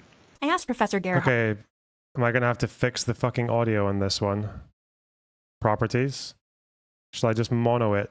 Just downmix to mono. Let's go! How long it took the framers to decide on the form the executive branch would take. It was something on which the framers came to an agreement pretty quickly. They came into Philadelphia, and almost at the very outset, there was a proposal that came forward from Virginia, part of the Virginia plan. And the Virginia plan proposed a single executive who would serve for 7 years and not be eligible for re-election. The delegates would eventually agree on certain features which are now encapsulated or can be found in Article 2. I think one of the tensions we see in the Constitution and the Bill of Rights is trying to create a structure for government that's strong enough to do what it needs to do, but also one that doesn't have too much power so that it doesn't become a tyranny, as the framers had seen in Europe. So were they nervous about having an executive branch in the first place? That's a great question, Kim. Great question. We had I'm guessing they were, because they were like, well, what if you get copyright struck by that? It's a YouTube video. Chill. Confederation before the Constitution. It was called the Articles of Confederation. And in that system, we had Congress acting as a plural executive. And Congress and its observers of Congress thought that Congress wasn't really well suited to playing the role of executive, to supervising foreign affairs and to supervising executive officers, both military and civilian. And so by the eve of the Philadelphia Convention, where they wrote the Constitution, there were quite a few people saying we need to have a separate executive. We need to invigorate it with authority. Because if we do that, we will then have a successful new government under the new Constitution. Alexander Hamilton, for example, wanted an executive who would basically serve for life. He didn't get it. You can imagine that for many delegates. Whoa. Alexander Monarchist Hamilton VII. What the fuck? Why? That's too British. Way too English for me. By the Philadelphia Convention, it was already decided to have a single executive. Bah. Damn, Alexander Hamilton.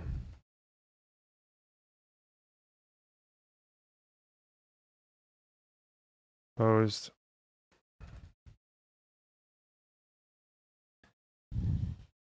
Damn, Trump's going to appeal to this, isn't he? An executive who could serve for life would sound an awful lot like a king. And that's exactly what they had just rebelled against. Other people said, if you create a unitary executive, if you create the single executive, chief executive, you're going to have a monarchy. You're going to have someone who is intent upon seizing powers of various sorts, who's going to, want to install maybe a hereditary monarchy somehow. And that was the tension between those who wanted to have a stronger executive, a stronger single executive, thinking that that would be the best thing for the government, and those who thought that a single executive would descend into a monarchy. So I imagine it was pretty tricky for the framers to think how they could have an executive branch that was powerful enough to... Can you justify your position on why Arafat was justified to walk on Camp David? Because it was fucking shit. Because Barack was basically anticipating terms of surrender rather than terms of peace.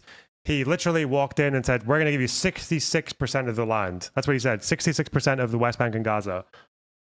And then Arafat realized that just by stonewalling, it went up to fucking 87 and then 92. And it was like, and if you're Arafat, you're like, okay, if these guys are willing to concede this much by me just being a fucking brick wall, just go further. Fuck.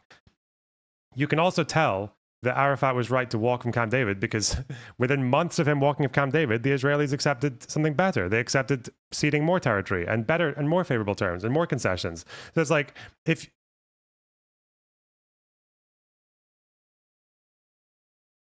So yeah, of course, we know that Camp David wasn't good enough because even the Israelis ultimately conceded to more in not much time. So yeah. His behavior after the Clinton parameters was less excusable because he knew he was negotiating with lame ducks who didn't have much time, and he took his time anyway. And also, he made no effort to rein in the Second Intifada. So that's kind of where Arafat got a bit too bold, I think, to put it politely.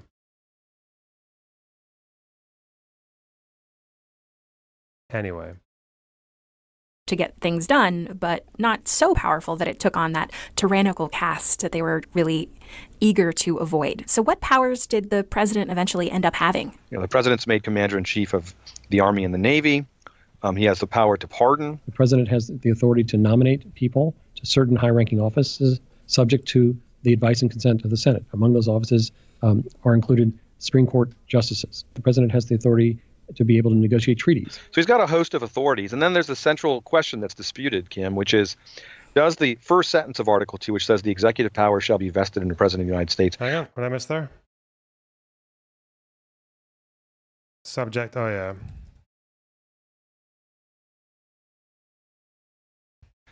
Does the first sentence of Article 2, which says the executive power shall be vested in the President of the United States, does that also give the president any authority beyond what's listed in Article 2, Sections 2 and 3? So, for instance, does the vesting clause of Article 2 give the president authority over law execution? Right? Is he able to direct the execution of federal laws by subordinate executive officers?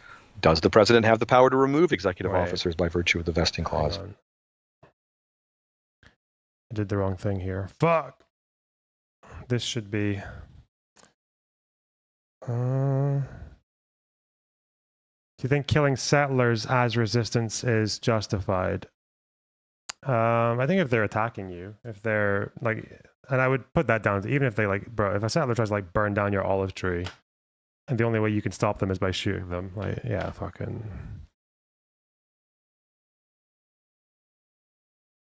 I don't know where I stand on like using violence to stop people from setting up outposts, but.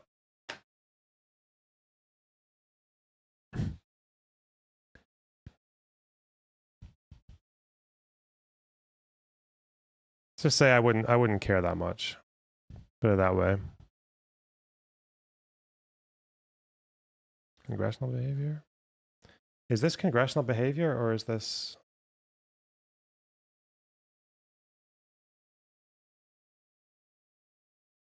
Just double checking I'm on the right place for my thing.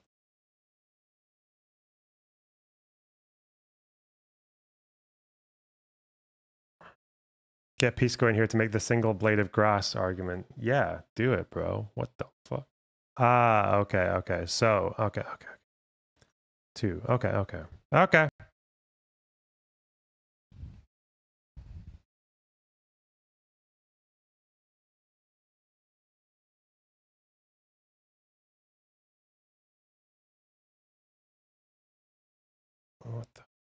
What is this section even fucking called?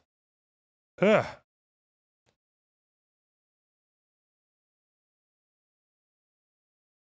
What was the last one I did? Congressional behavior. Okay, that's fine. Yeah. Roles and powers of the president. Okay, got him. Just structuring my fucking layout. God damn it. Roles and powers. The president. Bam. And we're doing Article 2 of the Constitution. Okay, and I can close all this. Good. Okay, thank you. What? And then significantly, does he have foreign affairs authorities by virtue of the vesting clause to speak to other nations, to direct U.S. ambassadors, etc.? And that's a dispute that's been ongoing for 200 years, whether the vesting clause really grants additional. The vesting clause. Interesting. It's all these short sentences, very open to if power shall be vested in a president of the United States of America.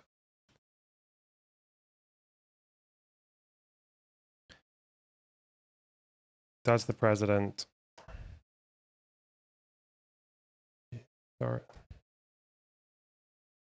over law execution,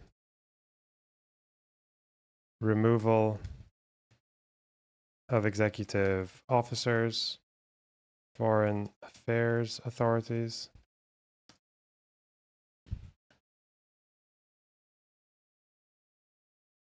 authorities to the president? So all those different powers we now more or less take for granted that are common to U.S. presidents are all set forth, for the most part, expressly in the Constitution. There are a few implicit powers the president will take on over time. As I understand it, the president's powers have grown fairly significantly over time. Do you think the framers would be surprised by how much power the president has today? Yes, it's grown, I think, to be perhaps more powerful than many of the framers initially thought it might be.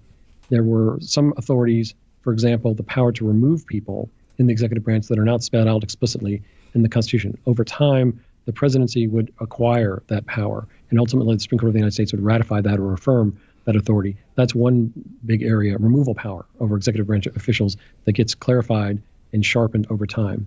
Over time, the president and his assistants have cited the vesting clause as a source of a great amount of authority. And some of those claims you might think are consistent with the Constitution, and others you might think are inconsistent. So what are the things that presidents have claimed?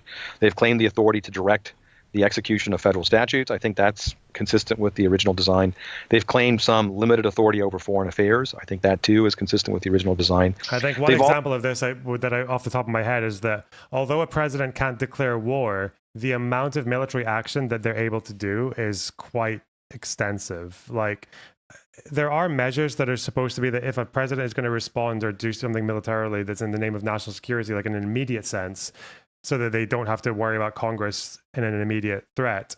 I think they can only do it they can only deploy troops for 60 days in that sense before they get congressional approval. But no one, I think that just gets completely ignored. Like, so the president's powers as commander in chief is far beyond, I think, what anyone would have expected, or even it's actually beyond what the rules of the book generally are as well.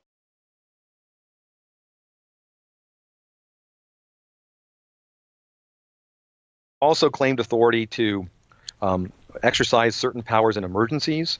That's more contested and more debatable, whether they have some sort of emergency power, either temporary or otherwise. When Abraham Lincoln comes into power, Congress is not in session, and Lincoln's got to respond in real time to an invasion on federal territory and to try to begin the protection of the United States. And he does that initially without Congress being a part of it because he has to move very quickly. They've also claimed the authority to wage war. And that's also contested because, of course, Congress has the power to declare war. And many people believe that text means that Congress gets to decide whether to wage war. Modern presidents take the position, or often take the position, that they can use military force overseas without getting a declaration of war, or more precisely, without getting congressional approval for the use of force overseas. So yes, the president's powers have changed over time, and that's a source of deep controversy. So what checks can the executive branch use on the legislative or judicial branches of government? Kim, the executive has a veto, and the veto permits the president to reject legislation sent to his desk by Congress. So under the Constitution, Congress has to present all legislation to the president, and he can either sign it and thereby make it law, or he can veto it. And if he vetoes it and he sends back his objections to Congress, they then have the option of overriding the veto by a 2/3 vote in both chambers. And so the veto gives the president great leverage over Congress, because they know that if he vehemently opposes a particular piece of legislation, they can only pass it if there are rather sizable supermajorities in both chambers. He has a power to be able to pardon people for federal offenses. So again, that's a unique presidential authority. The presidency, in a sense, has taken more of the limelight away from Congress, which might be making the law, but administering the law is going to require a lot more time and put the president in the position of also exercising discretion over how to enforce the law. So that becomes another important authority of the presidency. How do you go about enforcing it? What kind of discretion do you have when you do enforce it? He also has the power to recommend measures to them under the Constitution. That is to say, he can suggest that they pass legislation on a particular subject, thereby making sort of a vague... This is like whenever you see the president introducing legislation, so that would be like the Civil Rights Act was introduced by a president to Congress, but obviously it still has to go through... It has to go to the congressional floor, it has to get through a committee, and it has to... a bunch of other... It has to pass, like, I guess, the debate session in the Senate. Can't be going through holds and shit like that. Yeah, right. Suggestion, or he can actually present them a bill and say, I'd like you to consider this. They don't have to act on the bill, but he has that authority. And, he can also tell them about the State of the Union, right? That's the State of the Union clause. So those are the checks he sort of has on Congress. And those are significant checks, right? The members of Congress don't get paid unless the president signs the bill that passes the appropriation for them, or they override his veto. So those are significant checks. And then with respect to the judiciary, Kim, there aren't as many checks in the Constitution. The Constitution never says that the executive branch has to execute judgments issued by the courts. But that's been our practice, and I think it's an implicit feature of the Constitution that when courts issue judgments, the executive will honor them and enforce them. because that's an implicit feature of the Constitution, presidents don't really have much leverage over the courts, right? Because the president does get to appoint, does get to. Interesting. This was one of the debates, wasn't it? This is one of the debates that Pisco and Stephen were having. They were talking about whether or not, like, what can the president do to override the Supreme Court, to check the Supreme Court? Can they really just say that there's nowhere in the Constitution that says they have to honor those decisions? But they almost always have as a matter of traditional.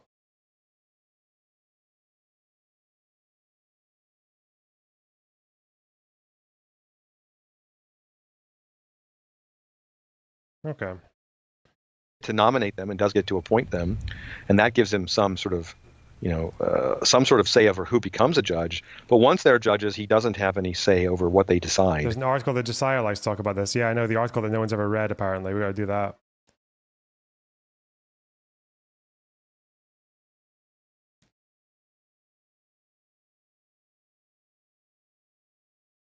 And he typically, as I said, enforces their judgment. So the check on the judiciary is who gets into the federal courts, who gets to serve as a federal judge. Once they're judges, the president doesn't have the same kind of check that he has on Congress. There's no veto on judicial decisions, for instance. The president can unilaterally or on his own issue what are called executive orders, which are essentially mandates that govern the operations within the executive branch. One president can set the priorities one way, but another president can reshape them a different way. Interesting, because executive orders can do very positive things, like Truman's executive order that the armed services be integrated, but they can also do very negative things, for example, interning Japanese Americans during World War II. That is correct. And so the executive orders oftentimes might reflect a particular president's values, but again, also a particular president's priorities. The challenge with an executive order is that it only lasts longer than a particular president's term if other presidents are willing to sign off on them as well. And so, for example, you can see how President Trump has decided not to continue certain executive orders that President Obama put into place, just as President Obama chose not to extend certain executive orders President George W. Bush put into place. Lots of rules and laws are not made by Congress in the modern era. They're made by executive and independent agencies. And so, a lot of the rules that we have to follow about the environment or about labor or about securities, they come from agencies and not directly from Congress. And when the agency is an executive agency, the president not only appoints the people that run that agency, the president or his assistants in the White House are often involved in crafting the rules and shaping the rules in various ways. And so, if we think the mass of rules and legislation comes from the government, the executive, and not the Congress, then the president has a great role in that. So our first president was George Washington. In what ways did Washington set important precedents that are still with us today? There are a lot of people, a lot of scholars who think that things would have been quite different had it not been Washington. And the fact that George Washington would become the first president helped put a lot of people at ease because he was widely viewed as trustworthy and somebody who wouldn't be naturally disposed to become tyrannical. And Washington himself understood from the very outset of his administration that nearly everything he did would create a precedent for other presidents to follow. And so Washington ends up becoming quite influential, not just in helping define things, but also in reassuring people that this system can get off the ground and the presidency wouldn't necessarily be a tyrannical office, and that the president, in fact, could be an effective part of a new government. If Washington's not there and they can't see an honest man take... Stop asking me if I've seen the video of Gazans who supported fucking Israel and went against Hamas, okay? Stop asking me, because, okay, I love that for them. It's great that they feel that way. They're definitely a minority. It doesn't matter. What the fuck? A very small minority, by the way. If you're a Gazan and you oppose Hamas, chances are you probably still don't support Israel. Fuck me. Taking over as president, you might very well have had an executive council. They might not have, they might have been wary of who would be a unitary executive and wanted to have a plural executive in order to... What do you want me to say? What do you want me to say? Shit. Make sure that no one person became too powerful. And, another way of thinking about this is, if you create a new constitution in the wake of President Nixon, you're going to have a different constitution because people are more distrustful of... They say they do. They say, what, like a sizable number of Gazans support Israel? Okay, well, they lied. They lied. Executive authority. If you have a new constitution after a really, honest and noble and successful presidency, people are going to write an Article 2, an executive article that's more favorable to the president. And the situation for Washington couldn't have been more favorable. They had seen the problems with weak execution under the articles and in the states. They thought that weak executives were a problem. They saw this person who could be a strong executive and be a responsible and wise executive. And those two things conspired to create an executive that was one of the most powerful in the world. So Washington is trying to signal, look, we don't want to create tyrants here. We're not kings. We're not presidents for life. We'll serve at most for a couple terms, and then we will willingly lay down our authority and let other people follow us. That's actually a critical precedent that, again, every president until Franklin Roosevelt follows. And it's one that reflects Washington's special values, that the most important office, ultimately, is not the office of the presidency. It's actually the office, so to speak, the position of being a citizen of this country. So we've learned that, thanks to the example set by George Washington, the framers of the Constitution felt confident that they could invest power in a president to have an energetic executive branch. But, as Cy Prakash noted, the framers might be surprised at the way the president's powers have grown over time, through executive orders and the use of military force. Can't fucking believe However, it. Michael Gerhardt brings up an important point, that in the United States, the president is first and foremost a citizen, not a ruler. To learn more about Article 2, visit the National Constitution Center's Interactive Constitution and Khan Academy's resources on U.S. government and politics. This is why you say my fellow citizens, eh? My fellow executives. What's this one? Oh god, not 8 minute. Fuck off. Some of these videos are like 4 or 5 minutes, and then some of them are 8, some of them are 15, 20. It's a good little course. So now I've got my basics about Article 2 of the Constitution and the executive branch. If I was a bit more studious, I'd be like, oh no, maybe I should read the entirety of Article 2. But I'll do that all later. It's probably not even that long. There. The full fucker. There ain't nothing. But I'll get through that, don't worry.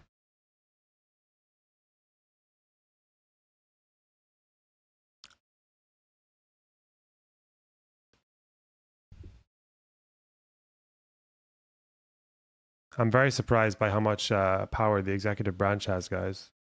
As a lover of the framers. As an enthusiast of the United States of America.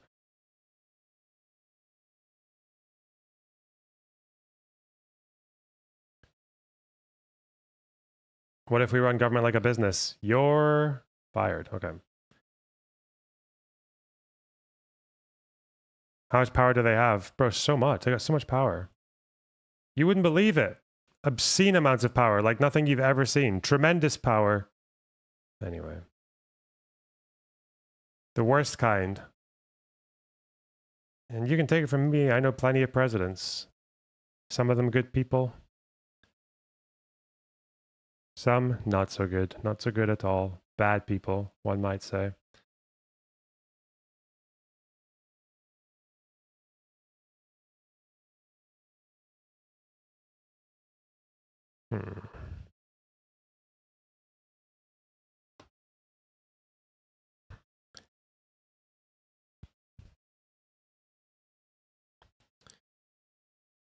Lunarbox, did you see the video of the Gazans who went against Hamas and supported Israel on Channel 12?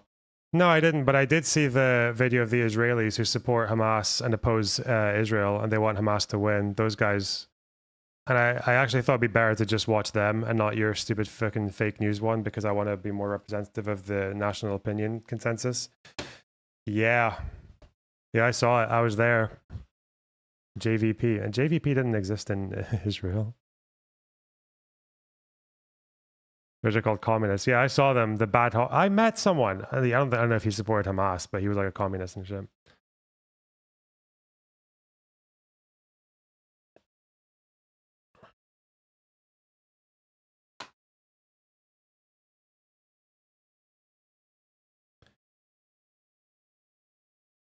Did you see the video of those Trump voters who wanted Harris to win? I did.